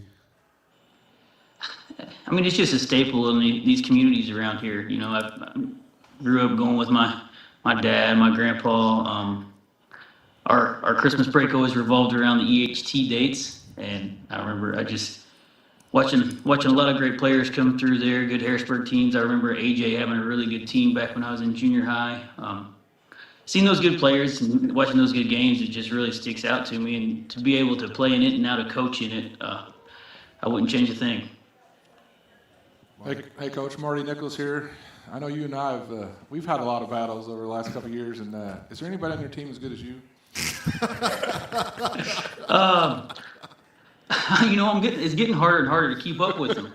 But every once in a while, I get in there with them and run, and I still shoot a little bit. My first step's not what it used to be. I can tell you that. Well, who should we look to see play really well, or you feel like has played really well for you up to this point?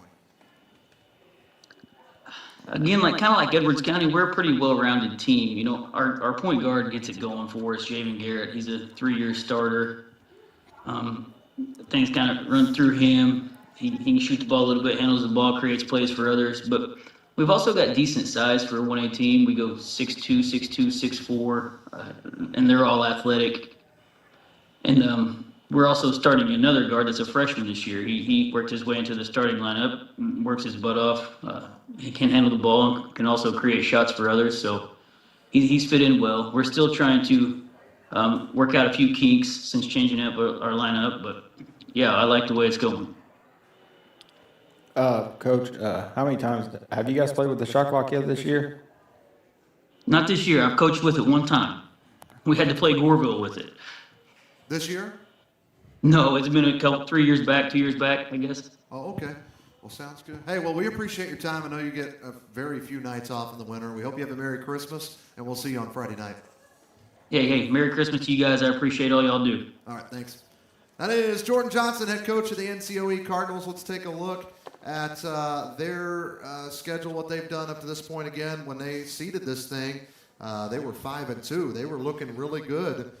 Their wins at the time were against Wayne City, Edwards County, Gallatin County, Hardin County. So they got, and Carmi the night before that seeding. So they got a lot of respect from the other coaches and found themselves in the top 8 seed.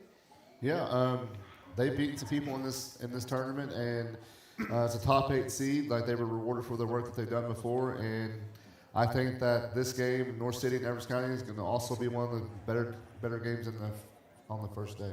Well, he mentioned it seems like we always have Edwards County. Edwards County was the team that knocked them out last year, which was shocking because if you don't remember, NCOE almost had the upset in the first round against Massac County. Only lost that game by 5 points. Yeah, that was. I think did we do that game? Yeah, yeah, that was an awesome game. I honestly thought North City had that game won. I thought it was in their pocket, and Joe Hossman he found a way. with the Patriots. We'll have him later. I think we got Coach Brower from the Vienna Eagles that's going to join us here now on this Monday night. Coach, you got us? Absolutely. All right. Hey, well, you guys are 4-5 now. You're 2-4 when this thing got seeded. You guys had you got a tough tournament to start the year, don't you guys? Yeah, we have. We played some pretty tough competition right now. Obviously at Nashville and Carterville early, and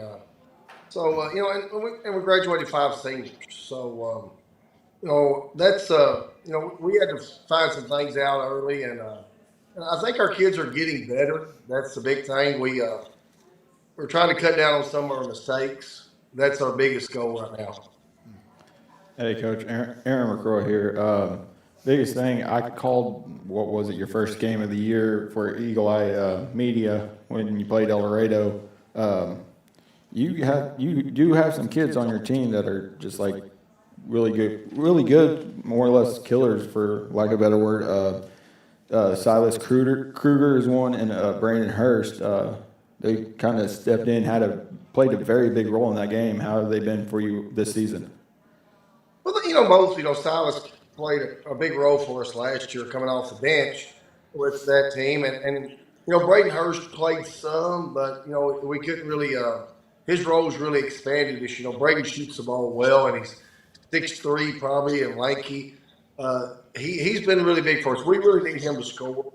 That's been his big thing for us, and so we've got to have somebody go along with Silas. And then, like I say, we're kind of we're carving out roles for people. We're going a little deeper now into our bench. We've got some young guys that really didn't play any varsity basketball last year, and now they're playing substantial minutes. Hey, Coach, Marty Nichols here. You open up with Harrisburg. That's our town here, but have you had a chance to watch them much? You got any thoughts on the Harrisburg opening round game?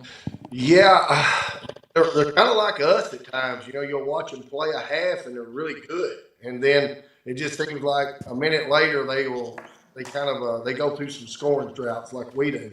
I thought they played well against Marion in the first half, and giving Marion some trouble. And then you go watch the game back, and it's a close game. The game's a lot closer than what the final score showed. So and then they beat a really good Anna team. So I think they're a lot like us a little bit. They go through scoring droughts. That's something that we're trying to fix. That sometimes you can't do. So we're trying to get a lot more consistent on the defensive end. And I think we spent a lot of I know we spent a lot of time the last 2 to 3 weeks being better consistent defensively. And I thought even though we lost to Trico, we couldn't make a shot, but we did hold them to 41 points. And then we also come right back the other night at Johnson City and hold them to 20 points for the whole game. We've had to figure out some stuff defensively, and that's helped us. And Harrisburg, I think they do a really good job of getting downhill. They got guys that go on scoring spurts. I think it's going to be a really tough matchup for us. Well, 2 games stand out to me. The Massac County game, you guys lose at home by 4. Carterville, you only lose by 10. Those are 2 top 3 teams, seeded at least, in this tournament. In those games, was it come from behind? Was it you guys had lead late? Kind of tell folks how those games, I know that we see the final score. What about what actually happened that night? Well, against Massac, we were up 8. They throw in a hip shot 3 to cut it to 5 right before halftime. And we just really had a bad third quarter. We didn't defend well, and Massac had a really good third quarter. They gave up 75% from the floor in the third quarter. You're not going to beat anybody doing that. But we come back and made that game really close again and had shots to win it at the end. Then we go the Nashville game was we were down maybe 5 or 8 at halftime, and we hung around. Nashville just a little much for us in the second half. Carterville jumped on us early, and we come back and cut that to a 1-possession game in the fourth quarter. We're close. I keep telling our kids we're close, and we've got to be more consistent. We talk about a lot. You start the year off with a big stack of mistakes, and every day or every week you try to trend that down till you get to your postseason, and hopefully you're not making 25 mistakes. You're down to 7 or 8 mistakes. Yeah. So right now, that's the process we're trying to really get through is thin out some of these mistakes, especially the ones that we can control. And this is your second year or third year at Vienna? This is my second, actually. This is your second year. You feel like kids are buying into your program and what you're trying to build at Vienna? Yes, man, we do. The kids are really great. I think I can tell them the sky's pink, and they believe me right now. They do every little thing I ask them to try to do. Sometimes the ball don't go in for us. That's obvious. You know, there's a couple big things we really talk about, and one is, you know, we want to play with pace, play fast, and play in space is the next thing. And then the final thing is you've got to make a good decision, no matter what happens. And sometimes we're just not making that right decision. Sometimes we do it, sometimes we don't. And that's kind of what we talk about, the mistakes. We want to cut down and try to make the right decision, whether to finish the play or kick it early. You know, that's going to come with experience, I think. And I think our kids know that. They know they've not got a lot of experience. But hopefully, as every week we play, we get more and more experience. All right. Hey, well, we appreciate your time tonight again on your night off. We hope you have a Merry Christmas. And I don't want to wish you too much luck Friday night, but Saturday and Monday, hey, go kill them out there. Well, I appreciate it. It's a great thing you guys are doing. I really been sitting listening to some of the other guys. It's really good. It's a good show. Yeah. Hey, we appreciate it, Coach. Merry Christmas. Take care. Thanks. Head coach of the Vienna Eagles. Again, their record is 4-5 now. They were 2-4 when this thing got going. That's Coach Brower's second year. And seems like he's got things going good in Vienna since it's taken over. Yeah, he's done a good job, and they had, you know, like that game last year versus us, man, that was unbelievable. I thought we had the win, and the ball bounces their way, and they get the win. But he's done a really good job there, Vienna, so far. Yes. Well, we're going to go ahead and take another break. We've got some guests here, and we've still got a couple of more coaches to get to. We are to the top. Oh, well, first, we didn't get a chance to see. I apologize. Vienna, let's take a look at what they've done this year. Again, those are their wins. 2 of them came at the Vienna Classic. They almost beat Massac County, only lost by 4, only lost to 10 to Carterville. So if nothing else, they've been tested. Yeah, all their losses are versus really good teams. So. Effingham. I'm not even seeing them play, but. Yeah, I don't even know where they maybe a shootout or something. Marion shootout. Yeah, Marion shootout. So I mean, they're battle tested, and Friday at 4:45 is gonna be a lot of fun. Yep, number 6 seed Vienna Eagles taking on Harrisburg, 4:45. That's the final game of the afternoon session on Friday. So make sure you get there in time for that one, or you can catch all 26 games, all 3 days, right here on Bulldog Media. Will be on YouTube only. Tonight we're Facebook and YouTube. Like I said, we're going to take another break. We got more coaches to get to. We're on the winner's side of the bracket now. We'll have Doug Miller, Scott McElravy, Sailor Search, Joe Hossman, Shane Hawkins. Those guys will wrap up our night here on this December 22nd evening. All live from Mackey's Pizza, still open.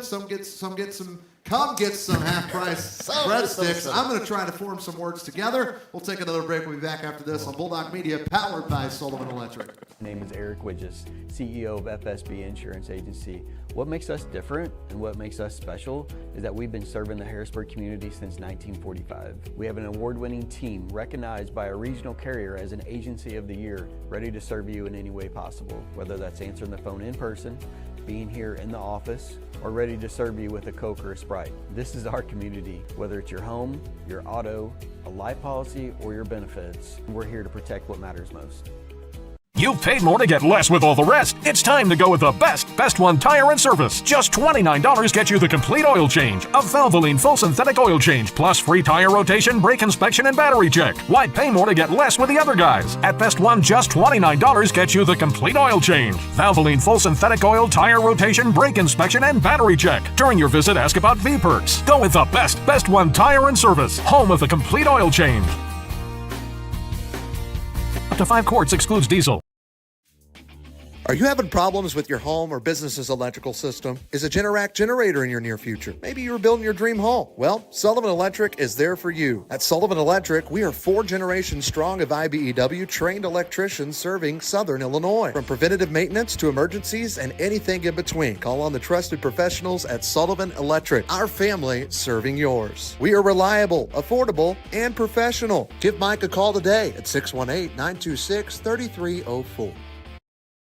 Free delivery, free advice, and the hometown advantage.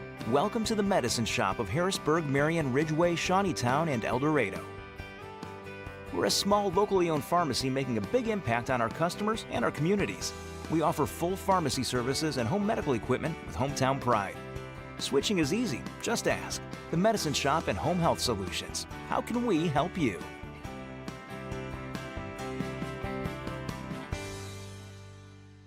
This year, Farrell Hospital is proud to celebrate 100 years of caring for our community. From our beginnings in 1925 to today, we've been here for you and your family. From primary care to orthopedic services, cancer care, and surgery, you can depend on us to provide expert care close to home. Because when it comes to your health, you shouldn't have to travel far. Farrell Hospital, right here for your health when it matters most. Hey Harrisburg and all of Southern Illinois. This is Ein Bartow, owner of All-in-One Real Estate Company. Whether you're buying, selling, or investing, we handle it all. Residential homes, commercial properties, lots, and farmland. Our team is local and committed to putting your goals first. We live and work right here in the community because where you live is our business. So when you're ready for real estate you can trust, call us at 618-294-8472 or visit All-in-One Real Estate Company online. Now let's get back to the game. Are you feeling stuck growing your business? Get expert advice on marketing, finance, operations, and more, all at no cost. Unlock your business potential by visiting the Illinois Small Business Development Center, located at Southeastern Illinois College. We have the right tools, resources, and expertise to help you accomplish your goals. Let us be your partner in small business success. Visit our website at illinoissbdc.com.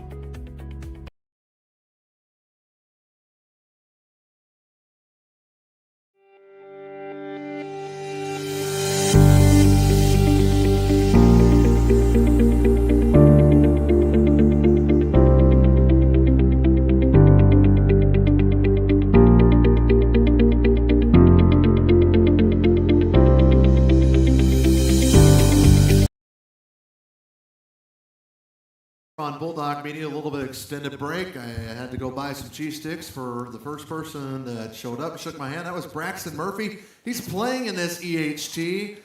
He plays for Harrisburg. He's just a junior. And are you pumped to play? I am. Been a rough year, you know. Obviously, we were hoping to get top 8. Didn't. Even a couple teams we beat got seated a little higher than us. But, you know, that's just part of it. I think it's wide open this year. I think anybody could win it. So we're not looking at anybody scared, but we're also not looking past anyone. Well, Coach, we had Fehrenbacher on earlier. He said you guys you pumped, you're ready to go. Are you taking that non-seeded as a motivation to come back and hopefully beat Vienna Friday? You know, honestly, you know, Harrisburg and El Dorado, big rivals. We never expect too much grace going into this tournament. So I mean, you never expect too much from it. No disrespect or anything, but Jake likes it. It's just you can't take any of it too personal. We just got to go out there and play. You know, nobody's gonna get the seeding perfect ever. If it was, it'd be a pretty boring tournament. That's right. Hey, ugly sweater. I'm not talking to that was last week, but Kentucky Wildcats. Where are they ranked? Oh, man. Hey, Jake, you want to talk to Braxton now? If you can just ignore his hoodie. No, I ain't talking to him. Wow. No. What's your favorite part about this tournament? I know that me and you talk all the time, and you've been going to this tournament for a long time. What is your personal favorite part about this tournament? I mean, personally, as a lot of you know, I grew up in Polk County. I never really, looked forward to getting to play in this tournament. So then when I moved here in 7th grade, I got the quick turnaround to saying, man, in a couple of years, I could be there. Yep. My freshman year, we had a lot of guys ahead of me. I didn't get to dress varsity, so I was a little disappointed. But sophomore year, I got to get in there a little bit, and just the environment, people from all over Southern Illinois, family home for Christmas, might not even live around here anymore, but just home coming, just the tradition and the love for it, really. Yep, and soak it up. It goes by fast, man. You got 2 years to play in it, so play as hard as you can, play as best you can, and let the chips fall where they may. Yes, sir. Well, Harrisburg, what do you guys think your potential is? You know your team better than any of us. I know we cover you guys, but you guys are the ones playing. What you talk with the guys? What do you guys think your potential is in this tournament? I mean, we're going into it saying, why not us? That's what Coach tells us every day. Why not us? And that's a really good mentality to have for us personally, because obviously I guess we sit as the 11 seed. I mean, not a lot of 11 seeds have probably won the tournament. Not a lot of teams outside the top 8 have probably won it. So, I mean, it's hard going in because that's kind of like a punch in the gut, But you just got to turn around. We think we can win it, and really anybody can win it. We've had a few rough games. Massac, ended up beating us by about 20, but it was a lot closer than that throughout the whole game. Marion, man, I'm glad they're not in it. They are.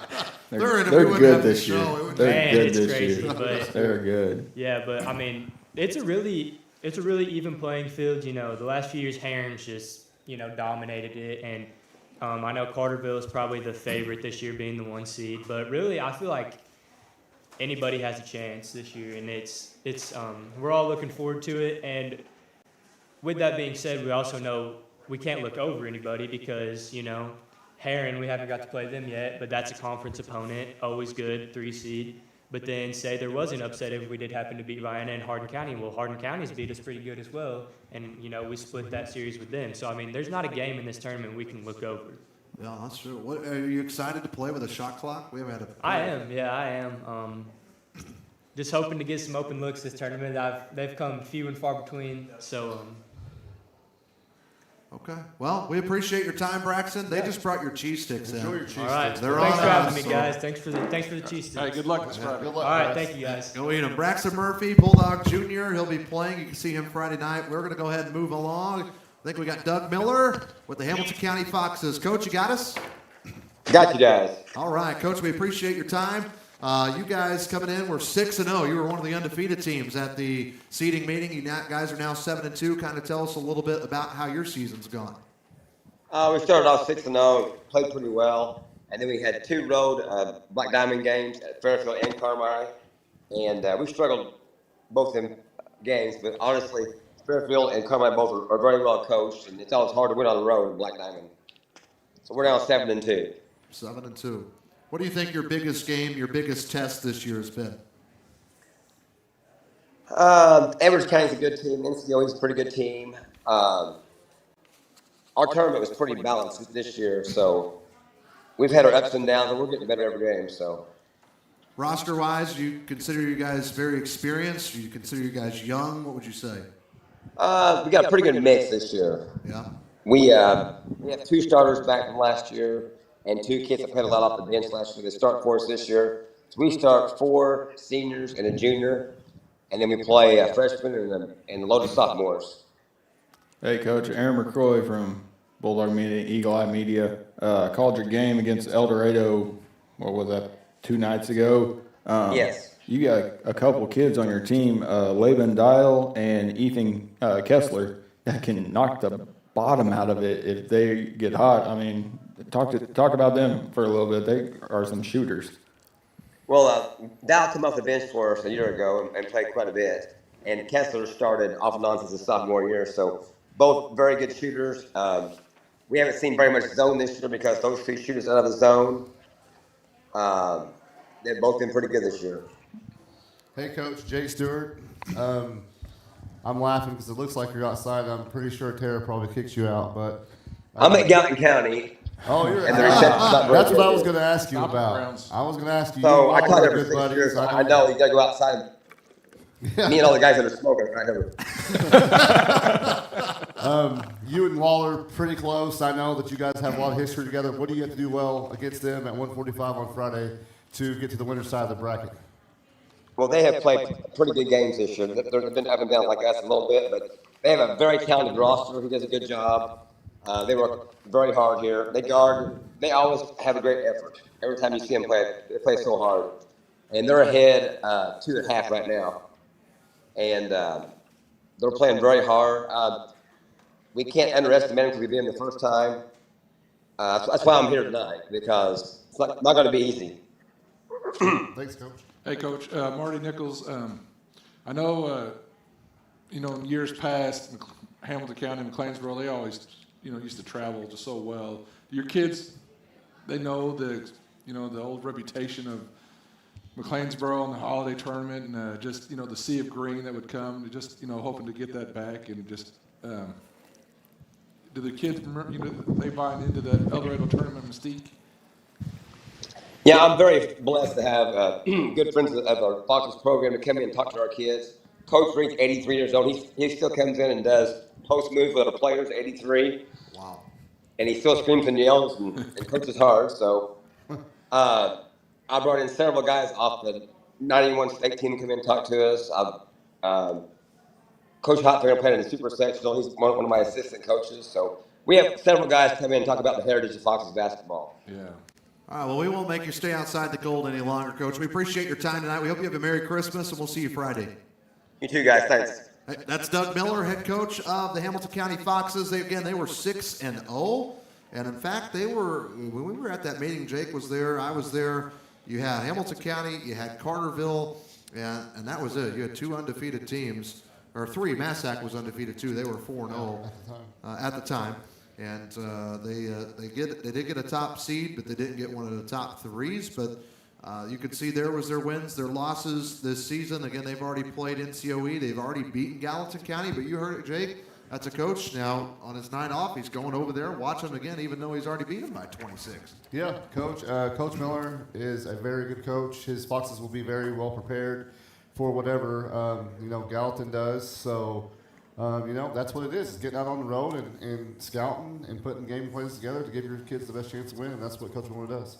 Hamilton County was the higher seed last year. They were 5 this year. They were an 8, I believe, a year ago, and they lost to AJ in the first round. Then they beat Carrier Mills, and then lost to Edwards County last season. Let's turn the page to the Fairfield Mules. A team out of the Black Diamond we haven't got to see yet, but Scott McElravy, Coach, you got us?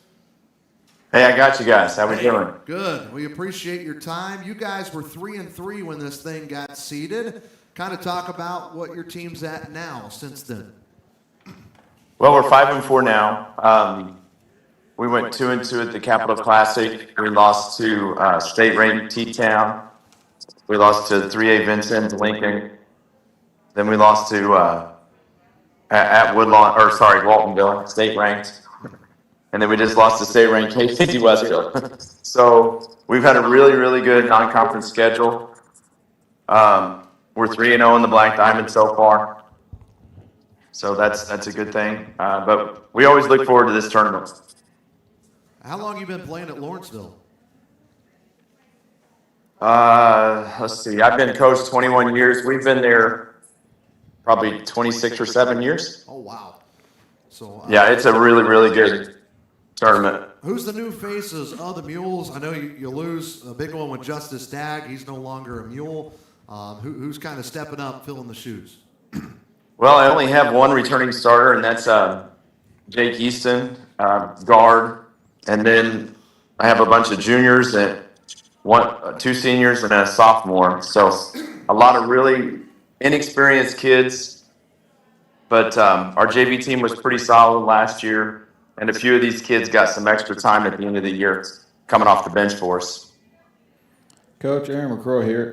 I know you already touched on it a little bit, but I mean, if we would have had the coaches meeting today for this EHT tournament, I think you probably would be a 1 seed if you just look at your strength of schedule. You guys have played some really, really good teams. Just thus far in the season? I don't know about 1, but I think somewhere in the top 4 or 5 is fair for us. We're still really inexperienced. I've watched Carterville. always a good team. We're very well coached. Same thing with Heron and Massac, and we had a good game with the Foxies the other night too. So I think all those teams, have a chance at it. Coach Jake Stewart here. Hope you're doing well. And we were talking about. Yes, I think I watched you as an assistant coach beat the Mules in a sectional finals. Oh yeah, that's Anthony McNeil. Yeah, he went off there late in that game and gave us a big scare. But you guys won the tournament. I want to know, and I don't know if you may know this, but I feel like you guys maybe are possibly the lowest seed or team to ever win the EHT, coached by you. Was there a kid, Jordan Cessna? Am I right about that, or do you have any? That is correct. I do think though that the Foxes won it as an unranked team one time. Okay. Other than that, I think it would be us. Yeah, I thought that. And then ironically, Jordan has two twin nephews that are 8th graders up in Wayne County, so you'll start seeing them play here in the years to come too. So I'm sure they can hoop just like he could. So no, I was just curious about that. If you were talking about maybe the lowest possible seed to win the EHT, and I just remember that name, and then I remember you coaching, and you guys I think were a 17 that won it all. So that was pretty fun to watch back then. We actually were an 8 2 years in a row. We upset Meridian both years, so it's been a good while ago. Well, Coach Marty Nichols, hey, I've got you in my bracket going, pretty far. So I just want to say good luck to you and really just good luck and Merry Christmas. We appreciate it, guys. I can't wait to get down there. Like I said, as I've told these young kids, I mean, if you can get to that last session of the EHT, you've got a packed house. It's unlike most places. It's just a really, really cool place to play. It is, and we appreciate you, Coach, again. Merry Christmas. We'll see you Friday night. Best of luck. Hey, thank you, guys. Merry Christmas. Merry Christmas. That's Scott McElravy, head coach of the Fairfield Mules, 5-4. Their record now, 3-3 was their record when they got that 4 seed. We'll take a look real quick at their season up to this point. Wins, Red Hill, Mount Carmel. List goes on. They just beat El Dorado a couple of games ago. But how about that schedule? You were talking to some other coaches earlier about playing a tough schedule. T-Town, ranked, Vincent, Waltonville, Woodlawn Waltonville just played the other night. Casey Westfield, that's a strength of schedule high. It's a quality schedule. They probably have maybe the best strength of schedule out of the whole tournament, honestly. It's got Aaron saying 1 seed. I mean, that's what I mean. Just looking at that strength of schedule, if this was based straight off strength of schedule, they definitely. How are they not? I still go with AJ's strength of schedule. Nashville twice, Pinckneyville twice, Benton twice. You can talk that over with Shane Hawkins coming up in a little bit. They're the 1 seed this year. We're going to take another break real quick. When we come back, we'll have our next coach as we are down to the final 3. Heron, Massac, Carterville. The 1, 2, 3 seeds as Heron's looking to 5-peat. Sailor shirts when we come back on Bulldog Media, presented by Sullivan Electric. Are you having trouble with your home or business's electrical system? Well, Sullivan Electric is here to help. They are 4 generations strong of IBEW trained electricians serving Southern Illinois. Preventative maintenance to emergencies and anything in between. You can call on the trusted professionals at Sullivan Electric. They're reliable, affordable, and professional. So give Mike a call today at 618-926-3304. Sullivan Electric, a proud sponsor of Bulldog Media. At Farmer State Bank, our work starts with people, the ones behind the counter and the ones across it. We're the familiar faces greeting you with a smile, the helping hands making sure you leave with answers and not questions. And when we step outside these walls, you'll find us right beside you, cheering you on, showing up, and celebrating what makes our hometown special. Because the truth is, we're not just in this community, we're part of it. Your story shapes ours, and every success here makes us all stronger. And remember, at Farmer State Bank, no one serves you better. Back at Mackey's Pizza live on this Monday night, EHT Coaches Show, powered by Sullivan Electric. Trey Reamer, Marty Nichols, Jake Stewart, Aaron McCroy. I think we got Sailor shirts on the line. Coach, you got us? Yeah, you guys hear me? Yes. You having practice right now? Watching film on Hardin County. Watching film on Hardin County. Hey, well, talk about that first before we talk about your season. I'm sure you guys were not, thrilled to see Hardin County because I don't think they got technically seeded probably where they should have been. They're a really good team. Yeah, I had them as 6. So, wow. When we do that, you get the first top 8, and we thought we were kind of seated where we thought we might be 3 to 5 area. And so when we got home, got back to practice, a couple of the guys had already seen it, that we had, Coach Lane and Hardin County, and I think they're a tough crew. Coach Lane does an excellent job. He's one of those guys that, when I coach against people, it's like, hey, would I like to play for them? Would I like to coach with them? And he's got a crew that, plays hard. Man, they rebound the heck out of the basketball. So watching these guys the last, 7 to 8 days, that's one thing that we've got to do well if we want to come out with a win. Well, talk to us about your season this far. You guys were 3-1 at the meeting. You're now about 5-3, but you've had some big games. Yeah, 5-3. We start off in the Coin Tip-Off Classic, and we ran into a good Sparta team. They're athletic. They've got everybody about 5'10", 6 foot. They can switch. They can get after you on defense, full court, half court. And, they made things difficult for us. And, we had Carterville at home. Carterville, really good, well-balanced. They can score. You saw it against Nashville, on Saturday. They can put up some points. And, I thought we played well at times, but just inconsistent. And then we really laid an egg against Carbon. They kind of took us to the woodshed a little bit. But we got back on track these last couple games. We won the weekend, as we call it, being able to get Murfreesboro at home, and then we went over to Freeburg and had a long drive, and I thought we played well. Hey, Coach, Aaron McCroy here. Losing 5 seniors last year, all your starting 5 and a couple off the bench as well. I think you lost 7 last year, correct? Yeah, that's correct. Losing those 5 and then having to rebuild more or less what you've done. I mean, hats off to you coming up. I know your JV team was really good, and then you also lost your assistant coach and a bench coach as well. So.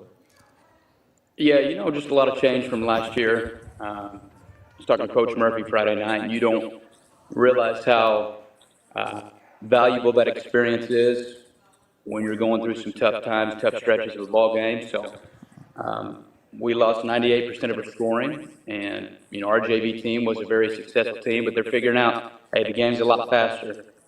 And, we got to do the little things a little bit better, but we might get back one of our guys, Jackson Wade. He's been out with a groin injury since the beginning of the season, and I think he'll add some consistency. And I think we finally found a little bit of a rotation that helps, when it comes into settling some guys. And I think these last 2 games have been really, really good for us. Well, he mentioned the players and the coaches. Who's new on staff you're excited about that's alongside you this year at the EHT?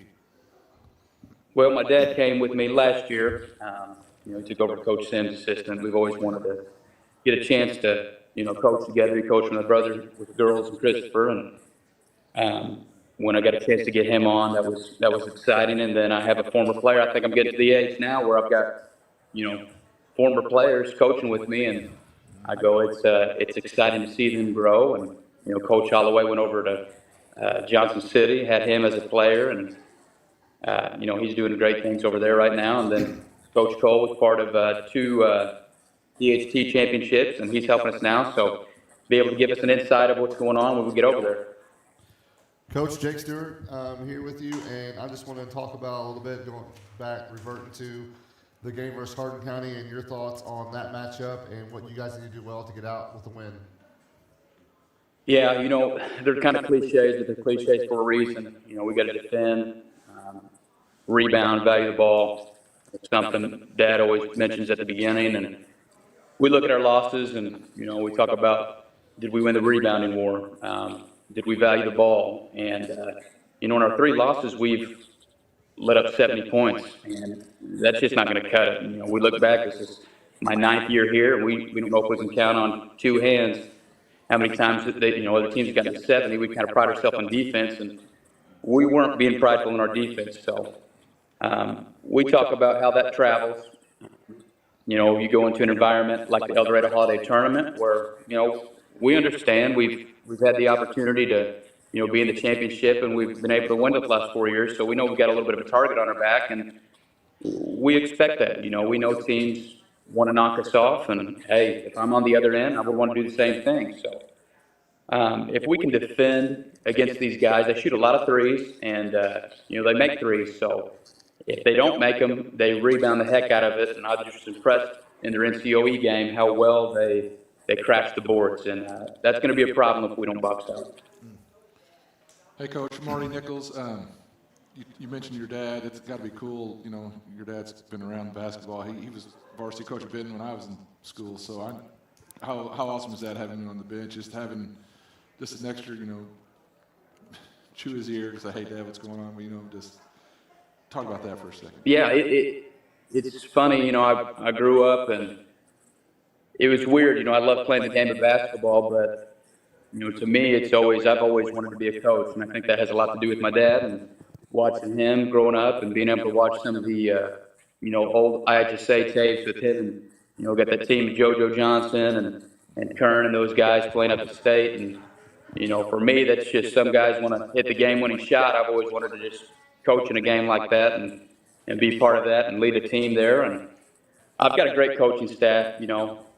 With Dad usually called after the games, and we talked about it for 20, 30 minutes, and now we can do it in person or talking on the bench. And I'll always value these moments because I think he's a big reason why I'm able and had the opportunity to coach here. But Coach Lukens, Coach Harrison, they do an excellent job with us, and we always come prepared. And I can always count on those guys, whether it's scout team, whether it's watching film. I have a lot of help, and you got to have a lot of good help if you're going to be successful.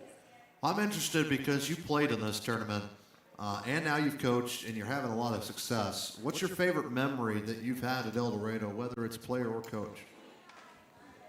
Yeah, I think winning that first one was fun. The first game, I heard you guys talking earlier about worst memories. I've got a worse memory. It's Bryce Northcutt still from Carmi. I still have nightmares about that one. He had a three-quarter shot to beat us in the first game I ever coached at the EHT.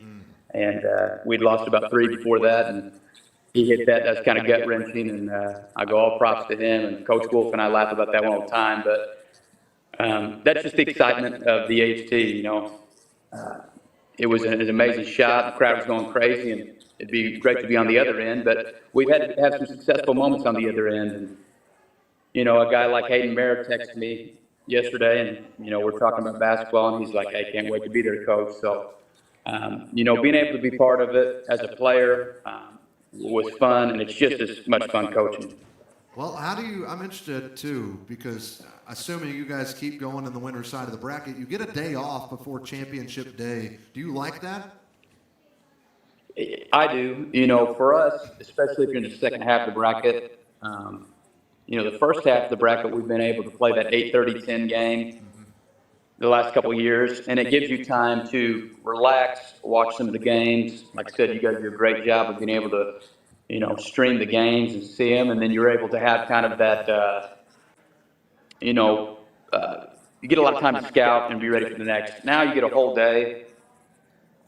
We talk about, in the past, we might have had an early matchup that we go in and we're able to take care of business in the first half. And I love, in a way, that we're going to start off with somebody as good as Hardin County, because for us, we haven't done anything. And we talk about these guys that, we did lose a lot of seniors and we lost a lot of experience, and you're going to have to prove yourself. And, the only thing that matters is, last game. And so for us, it's going to be a good matchup right in the beginning, and hopefully it sets the tone of how we're going to play in this tournament. Hey, we appreciate your time tonight. I hope you have a Merry Christmas. We'll see you Friday. Best of luck. And again, we appreciate you. I appreciate you guys. Hey, Sailor Shirts, head coach of the Heron Tigers. They are the 3 seed this year in this tournament, and they take on Hardin County again. You could tell he had him in 6. He had Hardin County as a 6. I had him in top 8. We just did it for fun at the coaches meeting, but everyone did. That's huge, and that could be huge for Hardin County. No disrespect towards Ronnie Lane and his team. If anything, it's respect. No, it's respect. Yeah. So if they're saying that they're 6 seed, and that's what everyone's thinking, because I mean, if you watched Hardin County play, like, you know they're good. Yeah. I mean, if you watch them play, you know they're good. So, but you know, it is what it is. If bracket's out, we're gonna move, and that's gonna be a good game. You got to play everybody. Well, there's their wins this year again. West Frankfort, Chester, DuQuoin, Murfreesboro. That was a big one. I think the big kid's still out for Murfreesboro. I did hear that. They did go to Freeburg. They had to travel a little bit for that one. And then those 3 losses. At Carterville game, I do remember that. I was watching it while we were playing. I think we played Carroll that night, and that one was like a 1-point game at the half. So it was close. It was a very close game, and that was at Heron too. So Carterville, that was a big road win for them. Heron beat some good people. I mean, you want to talk about DuQuoin, who just beat Peakneyville the last game, and then Murfreesboro is always, I think they're always tough. So, and then going to travel to Freeburg, who is traditionally a 3A team, beating them on the road. And another probably, I think Freeburg's a good team as well. Beating those 3 teams, those are three good wins. How about, especially you're a coach, so it's easier to relate, but to lose, can you imagine losing 7 players? You said you lost like 98% of his offense, and then lose your staff. Not a bad thing to them, but they're now moving up, doing what they want to do, and still be winning. That's called a program. Yep. You can call certain there's teams and there's programs, and Sailor has a program, and that's why he's been able to lose all those people. That's why he's lost his coaching staff, and yet they're 3 seed at the EHT. They're going to have a phenomenal season after the EHT, and that's just because he runs a program, not a team. Well, he said it's going to be a target on their back because they've won 4 in a row. Oh, how good it would be to see a team win 5. I'm not going to lie, but there'll be a lot of teams. No. Wow. Sorry. Sailor, I got you. I think it'd be cool. Shout out Sailor and Heron and all that, but no. You're going to say that on camera. But Maybe if they're purple and white, it'd be cool. What's he saying off camera? You want to watch look at my bracket. It'd be cool if it was purple and white.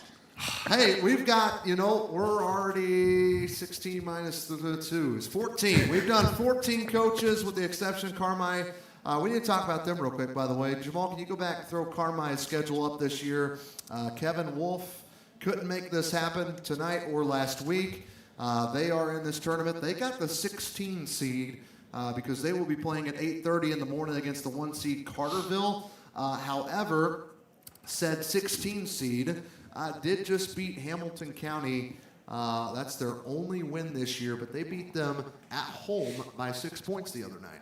Yeah, Carmi's just one of those programs with Coach Wolf that you just, you think that they'll never be bad, and at some point they'll figure it out. Maybe that's what's going on right now, especially a big win against Hamilton County. Can never count out Carmi, whether it's boys, whether it's girls. They've got good basketball, and so. Best of luck to them. I did want to mention them, even though Coach Wolf couldn't make it here tonight. We've got Joe Hossman. We got Shane Hawkins. That's all that's left as we're winding down, getting towards the end. We're going to take a quick break. When we come back, we will have Shane Hawkins, or we will have Joe Hossman from Massac County here on Bulldog Media, presented by Sullivan Electric.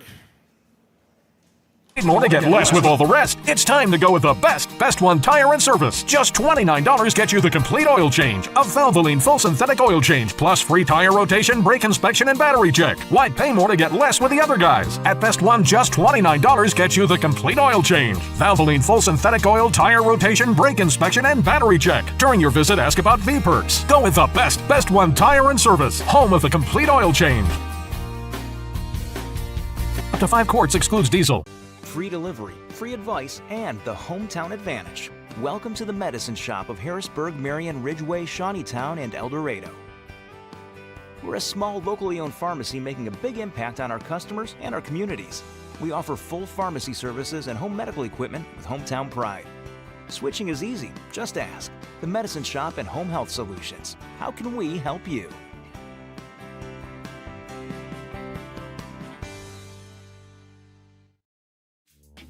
Are you having problems with your home or business's electrical system? Is a Generac generator in your near future? Maybe you're building your dream home. Well, Sullivan Electric is there for you. At Sullivan Electric, we are 4 generations strong of IBEW trained electricians serving Southern Illinois. From preventative maintenance to emergencies and anything in between, call on the trusted professionals at Sullivan Electric. Our family serving yours. We are reliable, affordable, and professional. Give Mike a call today at 618-926-3304. This year, Farrell Hospital is proud to celebrate 100 years of caring for our community. From our beginnings in 1925 to today, we've been here for you and your family. From primary care to orthopedic services, cancer care, and surgery, you can depend on us to provide expert care close to home. Because when it comes to your health, you shouldn't have to travel far. Farrell Hospital, right here for your health when it matters most. Live at Mackey's Pizza, El Dorado Holiday Tournament Coaches Show. It's been a great 2.5 hours. We're getting ready to wind this thing up, and we're to our final 2 coaches, and we're going to start with the 1 seed now. That's Carterville Lions with Shane Hawkins. Coach, you got us? Yeah, we're good. All right, sweet. Hey, we appreciate your time tonight. You guys got the 1 seed. You were 5-0 when this thing got seeded. Kind of give us a rundown how your season's gone this far. Yeah, we're off to a start. Started at the Trico tournament, a good tournament for us to be in, see some teams that we normally see. And then we come out up into Vienna and Heron the next week with 2 at the time.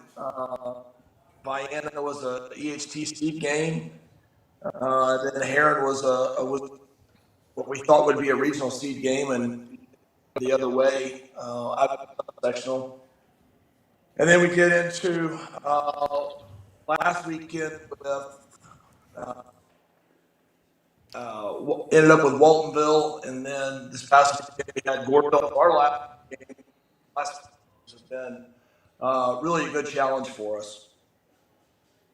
You talk about your one loss, Waltonville. That was early in the morning, was it not? The night after your Heron battle? It was. Whoever scheduled that game probably needs to be fired. Just sometimes you just set your team up for failure, and I did it on that one. I thought going in, we were a game short, and I didn't want to have. Last year we got 2 games canceled in February and January, and I didn't want to be sitting there at the end of the season with 3 games short. So we got into the Carbondale shoot.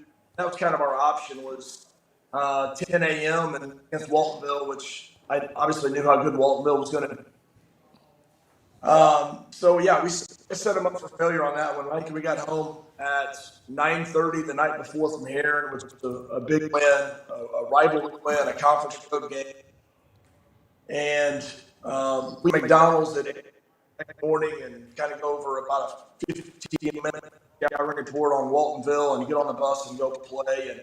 And game 7 and 14, like we were just physically and mentally exhausted. And again, give Waltonville all the credit in the world. They're a top 5 team in the state in 1A, and they took it to us, and we kind of took it to them. Hey, Coach, Aaron McCroy here. Couple things. Well, one biggest thing I see is you're 8-1 on the year. You lost a couple big key players for you last year. Talk about the stepping up into bigger roles for Maddox Gully and Zach Snow and a couple Harper Lustenberger, a couple kids. Yeah, Maddox went to the Wolves last year, and when Drew Barrington got hurt, and we're without a point guard. Maddox, he just got thrown to the Wolves from game 1, kind of like sitting with him, and he had to figure a lot of things. I think just him having those 30 games of experience from last year has helped him immensely. And he's played pretty well. He's a game winner on Saturday against Nashville. And then Zach Snow, one of those guys who was 6, 7, 8 off the bench last year. Some games played more than others. And he's really shot the ball extremely well, and he's a lot of confidence right now. And then we have a couple sophomores that we're working on. Max and Harper Lustenberger that got 0 varsity level last year and have stepped in and have had a really good 9 games so far. Marty? What's up, Hawk? Marty Nichols, how are you, old friend? I can't believe you're not in St. Louis tonight. Look, I'm watching on my phone, and I'm really disappointed. You can go ahead and turn it off. I'm disappointed. You don't want to see it. I'm disappointed. That's all right.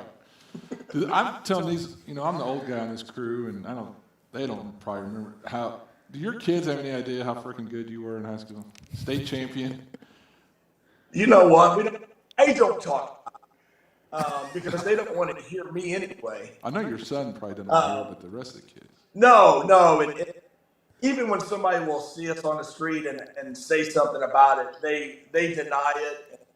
They act like I played in the 90s when guys wore short shorts and nobody was athletic, and how much better the game is now in the 2020s. Right. I still tell people that we beat y'all at camp that year that you won it all, so that's one of my highlights. The Rich Marathon played 73 games in 4 days. That was it, yeah.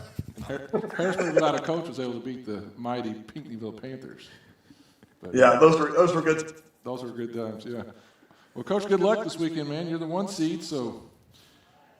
Yeah, it didn't work out real well for us last time we were the 1 seed. We're one of the few 1 seeds to ever get beaten in the quarterfinal. Well, even as the 1 seed, do you still feel like a lot of the other coaches, how wide open this tournament is? Do you still feel this tournament could be anybody, even not a top 8? I absolutely do. I think Southern Illinois, if you just look at I think Southern Illinois is wide open. A lot of parity. You see teams that are really good on Friday night and really bad Saturday night. We've seen teams, and we've been that team where in the first quarter and been awful in the second quarter. It can change that fast. But, it's going to be exciting because I think we have even more so than normal this year. I think there's a lot of first-round games that are really interesting.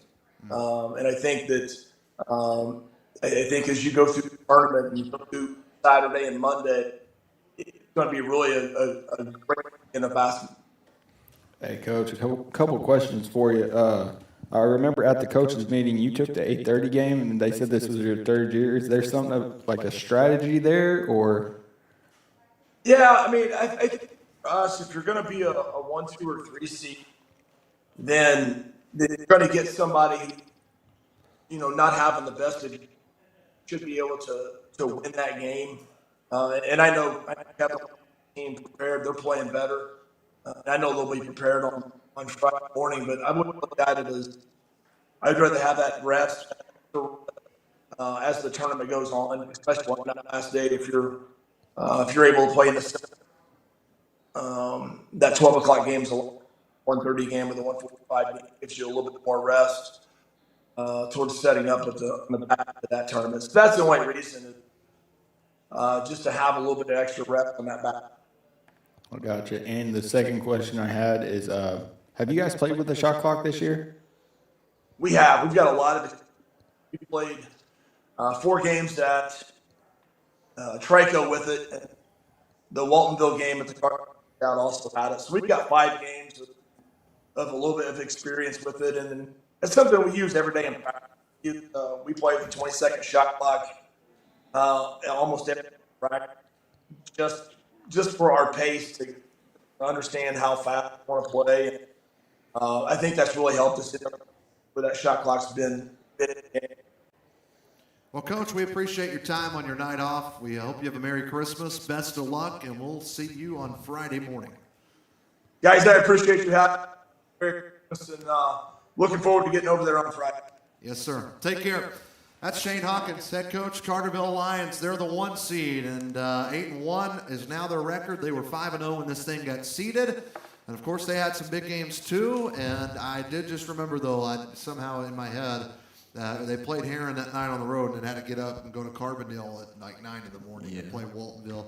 If you had to play Waltonville with the night off on Friday and still have to play it at 9 in the morning, that's a tough one. They did beat Nashville in their last game. They beat a very good Goreville team only by 3. So they've been challenged. So I think they're definitely ready for this tournament. Again, they're starting out with Carmine, like he said. He knows Carmine's been playing some better basketball since. Again, they just got their big win against Hamilton County, who's a 5 seed in this tournament. And this thing is wide open for anybody. So we're going to take another break here, and we are down to one final coach, Joe Hossman of the Massac County Patriots. They are the 2 seed. We got to get to that, and then we'll go through the bracket real quick, and we'll wrap things up. It's been a great night here at Mackey's Pizza, and we appreciate you guys watching Facebook, YouTube. We're not done yet. We're just going to step aside. We'll be back after these messages on Bulldog Media, powered by Sullivan Electric.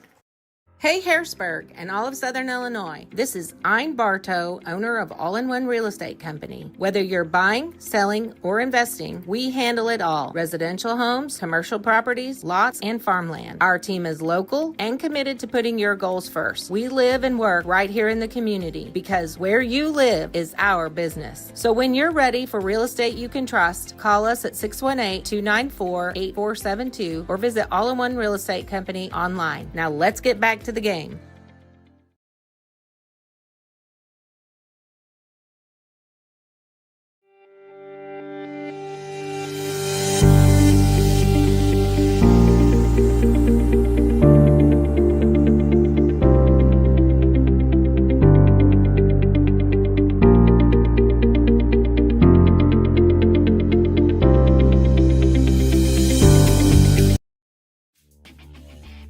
Are you having trouble with your home or business's electrical system? Well, Sullivan Electric is here to help. They are 4 generations strong of IBEW trained electricians serving Southern Illinois. Preventative maintenance to emergencies and anything in between. You can call on the trusted professionals at Sullivan Electric. They're reliable, affordable, and professional. So give Mike a call today at 618-926-3304. Sullivan Electric, a proud sponsor of Bulldog Media.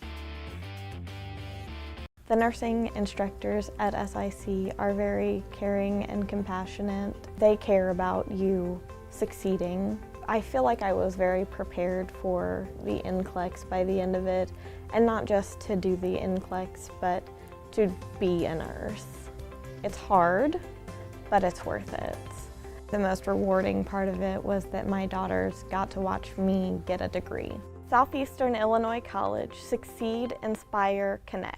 My name is Eric Widges, CEO of FSB Insurance Agency. What makes us different and what makes us special is that we've been serving the Harrisburg community since 1945. We have an award-winning team recognized by a regional carrier as an Agency of the Year, ready to serve you in any way possible, whether that's answering the phone in person, being here in the office, or ready to serve you with a Coke or a Sprite. This is our community. Whether it's your home, your auto, a life policy, or your benefits, we're here to protect what matters most. You've paid more to get less with all the rest. It's time to go with the best one tire and service. Just $29 gets you the complete oil change, a Valvoline full synthetic oil change, plus free tire rotation, brake inspection, and battery check. Why pay more to get less with the other guys? At Best One, just $29 gets you the complete oil change, Valvoline full synthetic oil, tire rotation, brake inspection, and battery check. During your visit, ask about V-Perks. Go with the Best One tire and service, home of the complete oil change. Up to 5 quarts, excludes diesel.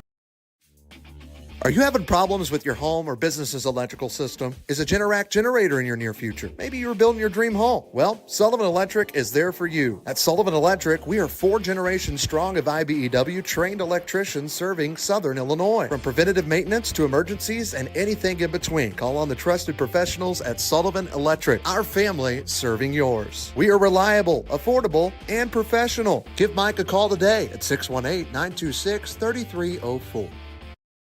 Free delivery, free advice, and the hometown advantage. Welcome to the Medicine Shop of Harrisburg, Marion, Ridgeway, Shawneetown, and El Dorado. We're a small, locally owned pharmacy making a big impact on our customers and our communities. We offer full pharmacy services and home medical equipment with hometown pride. Switching is easy, just ask. The Medicine Shop and Home Health Solutions. How can we help you?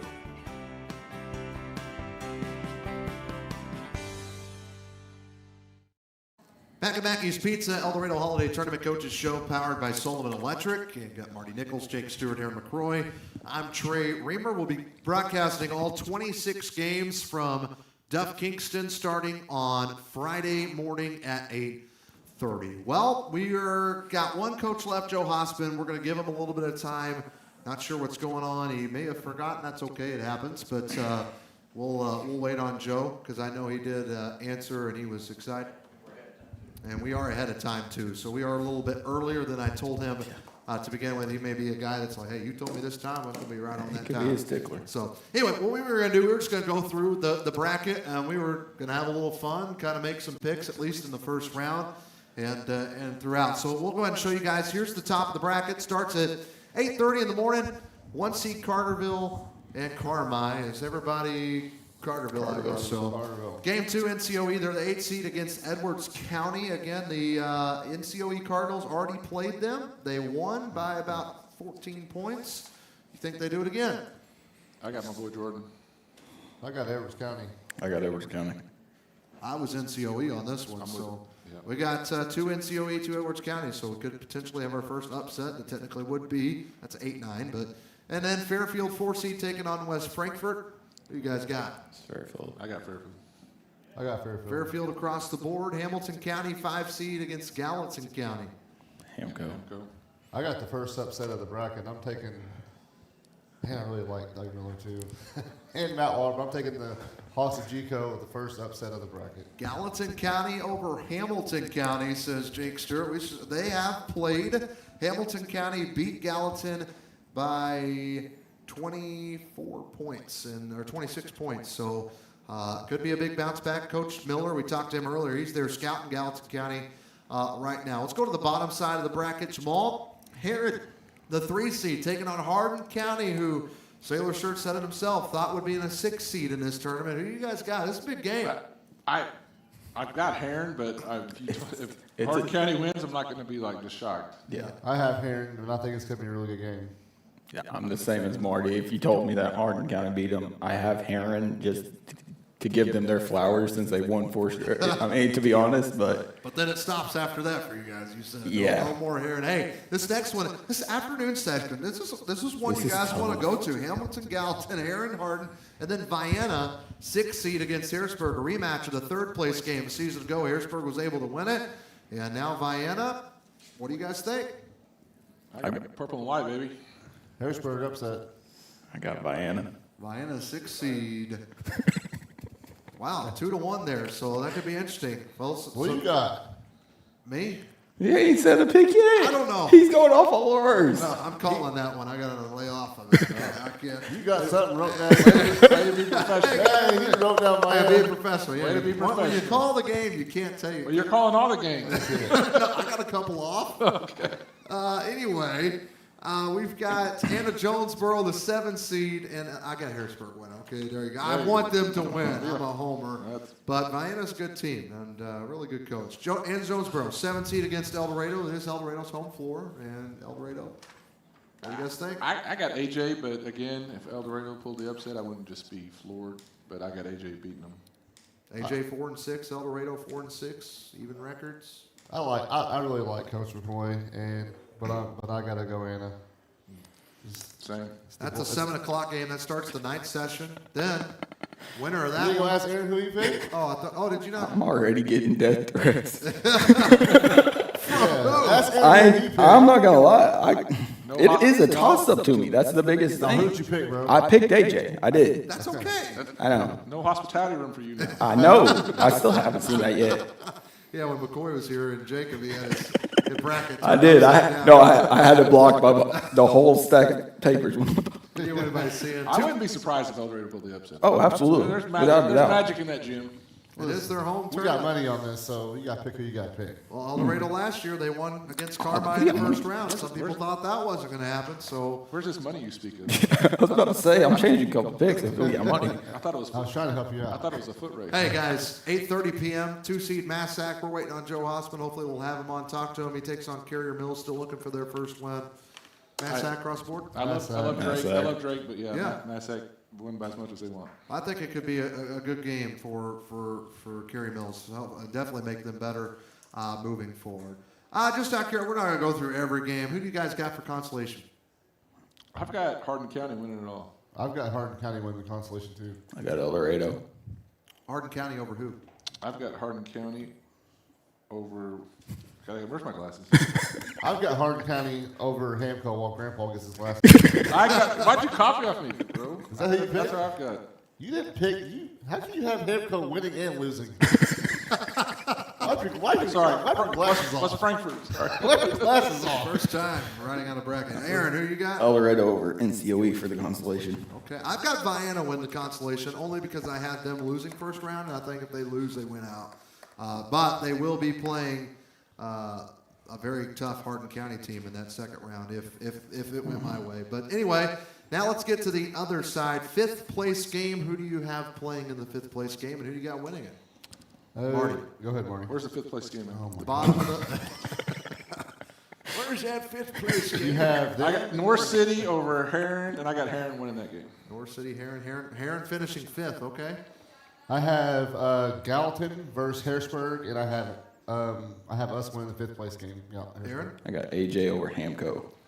AJ, I have Hamco in that game against Harrisburg. I got Harrisburg finishing fifth place. Hey. Let's go to the third place game. We'll start on the left this time. We'll start with you, Aaron. Fairfield. Oh, right. Never mind. It's not. Go ahead. That's what I have. I got Vienna beating Fairfield though. Vienna and Fairfield third place. Okay. Yep. Vienna finishing third. Jake. I have Heron over Fairfield in the third place game with Heron winning. I've got Fairfield playing Harrisburg with Harrisburg winning. Wow, Harrisburg getting some 2 wins. I good like homers that. here. I'll take that. I got Fairfield and Massac County playing for third. I got the Patriots taking third place in the tournament. Championship game, I think everybody, well, no, it's different for everybody because I've not heard it. Who do you got, Aaron? I got Carmi over Massac. Carmi. In the championship. I mean Carterville. Carterville. Dyslexia kicked in there. My bad. Coach Wolf's going all the way. So you had Carterville versus Massac. with Carterville winning? Yeah. Can I change mine? What was yours? Same. What would you like to change it to? Anything but what I have. Don't change it to what I got. What do you have? I got Carterville losing to Massac. Man, give me Sailor shirts. Woo! 5P. Say No. You got to win Yeah, third. you already got win third. I'm switching it right now live. It's not Friday yet. I'm putting Heron beats Massac. In that game, Heron's in the championship again. You didn't want to see a 5P, but you're going to. Yeah, he's been the one saying it all night. Massac wins third over Fairfield. You guys see it. We're live. Take a picture. I'm going right now. Heron in the championship game versus Carterville. And Carterville wins because I really do not want our program to be, we're tied with them for 4 straight. So I don't want them to get 5. I've got Heron and Carterville championship rematch, and I've got Heron winning it. Carterville got them at Heron. I got Heron doing it on the neutral court. Okay, so we all have different stuff. So you got Heron winning? Yeah. And we got 2 I was Cartervilles. just talking about how they're going to lose to Hardin County, though. No, Just like when Sailor got on, he was just like, hey, Hardin County's going to beat Heron. He's like, hey, Sailor. I did not say Sailor. Heron's going to win it all. All right, Jake Stewart for you, folks. We got Joe over there, guys, yet? All right, hey, we're going to step aside for one final break. If Joe's not here when we get back, we'll wrap things up for Mackey's Pizza. We appreciate you tuning in. It's the EHT Coaches Show. Not done yet, but we're close. Here live from Mackey's Pizza, presented by Sullivan Electric. Proud to celebrate 100 years of caring for our community. From our beginnings in 1925 to today, we've been here for you and your family. From primary care to orthopedic services, cancer care, and surgery, you can depend on us to provide expert care close to home. Because when it comes to your health, you shouldn't have to travel far. Farrell Hospital, right here for your health when it matters most.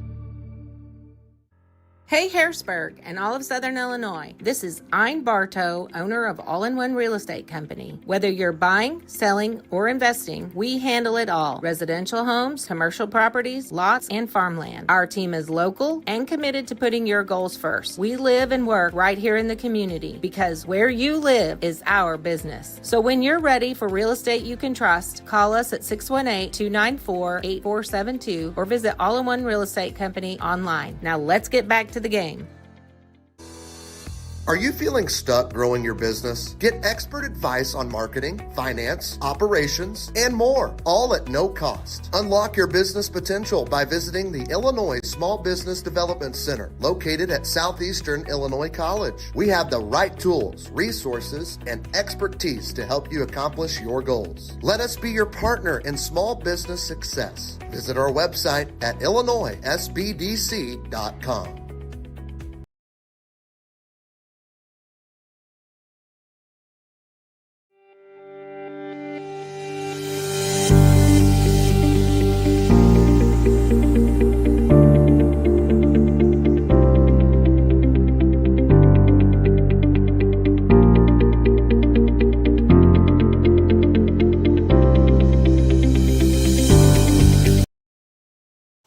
Well, what a night it's been. We're back at Mackey's Pizza in Harrisburg, getting ready to close up shop. I will say we had all coaches except Kevin Wolf couldn't make it tonight. Joe Hossman, he was pumped to do this thing. I texted him last week. He's like, right on, glad you guys are doing it. Be here. And he may have, I did not send reminder texts to the coaches this morning. I probably should have. But maybe something may have came up too. He's in practice right now. He could be having, he very well could be having practice right now. Coach Joe Hossman, he's got to play Gary Mills. He ain't going to look past him. Him and Parker together down there, they're practicing. They're watching film, practicing, weight room. Them guys are doing something. Them and Isaac Hossman is helping coach too. Yep. Hey, let's go ahead and look at least at what Massac County has done this season. Their record overall sits at 5-3. They were 4-0 when this thing got seeded. They did good at Vienna. They won that tournament with wins over Meridian, El Dorado, and Vienna. They played Madison at Galatia. That was the first time ever Joe Hossman coached at Galatia's gym, by the way. And they won by 22 points, beat Harrisburg, and then the next night went to AJ and got beat. Yeah, I think Massac, the Jude, what's his name? Harmon? Joe Hossman? No, I mean the kid. Jude Harmon. Harmon. He's cold. He's the type of player that can be MVP of this whole tournament. Watching him, he can score from the outside. He can post up. He can score off the dribble. He does a lot. He's going to take shots too, so he does a lot of things. And that's a guy like that you have on your team. You guys they can make a run, and that's why I think that they can make a deep run in this tournament. Don't forget about the freshman Walt Windhorst. He comes off the bench. He can shoot the three. Another guy who was good against us was Eli Brown. He has some size. He's 6'5". That's the big guy that hit the 2 threes, wasn't it? Yeah. He can cause some issues. And then D. Carruthers, he tore everybody up in Southern Illinois. If you played Massac County in football, he had at least 4 touchdowns against you. He does. He might not score a ton, but he does a lot with the basketball. I was very impressed with him on Friday with how well he passes, he rebounds, he guards. I honestly went into the game thinking that he was going to get like 20 and 10, but he's not a real. He can score, but that's not his thing. But he does just so many things well. No, he's going to guard the best guy for sure. Yeah, and he's quick, athletic, big, strong. He's everything that you want in a basketball player. And Coach Hossman's going to have. Every year in the Old Rail tournament, his teams are always. They're always. Shoot, us 5 could be on the floor and we'd be decent. He's his 40th year coaching the EHT. All of us, even Ocean. He talked about him. I got to get all the rebounds when you miss. You better. I was about to say, I got to play with a boys' ball. I know my role past to you two. I'll shoot with this pen right here. Hey, no Jack Turner. He was on the all-tournament team last year for Massac. He graduated, if you forgot about that. Also, Kyrese Lukens, we mentioned him. We forgot Jared Staple. He was solid. He's gone for Aaron. So that's another player that's a shame. I knew they lost their starting 5. I just Staple just slipped my mind. Yeah, but Lukens arguably the top players ever play in that tournament. Back-to-back MVPs. He's doing good at John A, ain't he? Yeah, he's getting to play quite a bit. Yeah. So that's good stuff. So, well, Joe, we appreciate it. Maybe you're at home watching. You're so caught into it. You forgot to call. What are they gonna have next? Yeah. Remember, Coach, I picked Massac. So. Yeah, he's got Massac winning it all. Well, guys, that will do it for us, I think, tonight. Hey, we appreciate you guys tuning in. Again, we'll be all 26 games on Bulldog Media YouTube. We're heading to Duff Kingston bright and early in the morning. We're going to pack this up tonight. We're going to re-unload it at Duff Kingston. We're going to get set up, ready to go, and we'll be there. 8 a.m. is our pregame show. I know these guys, he'll be there. These two won't. They're going to join us throughout. Jake's playing at the Benton Range Direct Classic, so good luck to you guys. You guys have a big tournament, too. For girls sports. Big tournament. Yep, big tournament. We play 3A Mount Zion, first round. Woo. And if we win, we get Triad 3A. If we win, we get Triad. Civic Probably Memorial. Triad. Probably. Civic Memorial's there. It's loaded. So, we're excited about the challenge and going to try our best to, do well there. Best of luck to you guys. We appreciate it.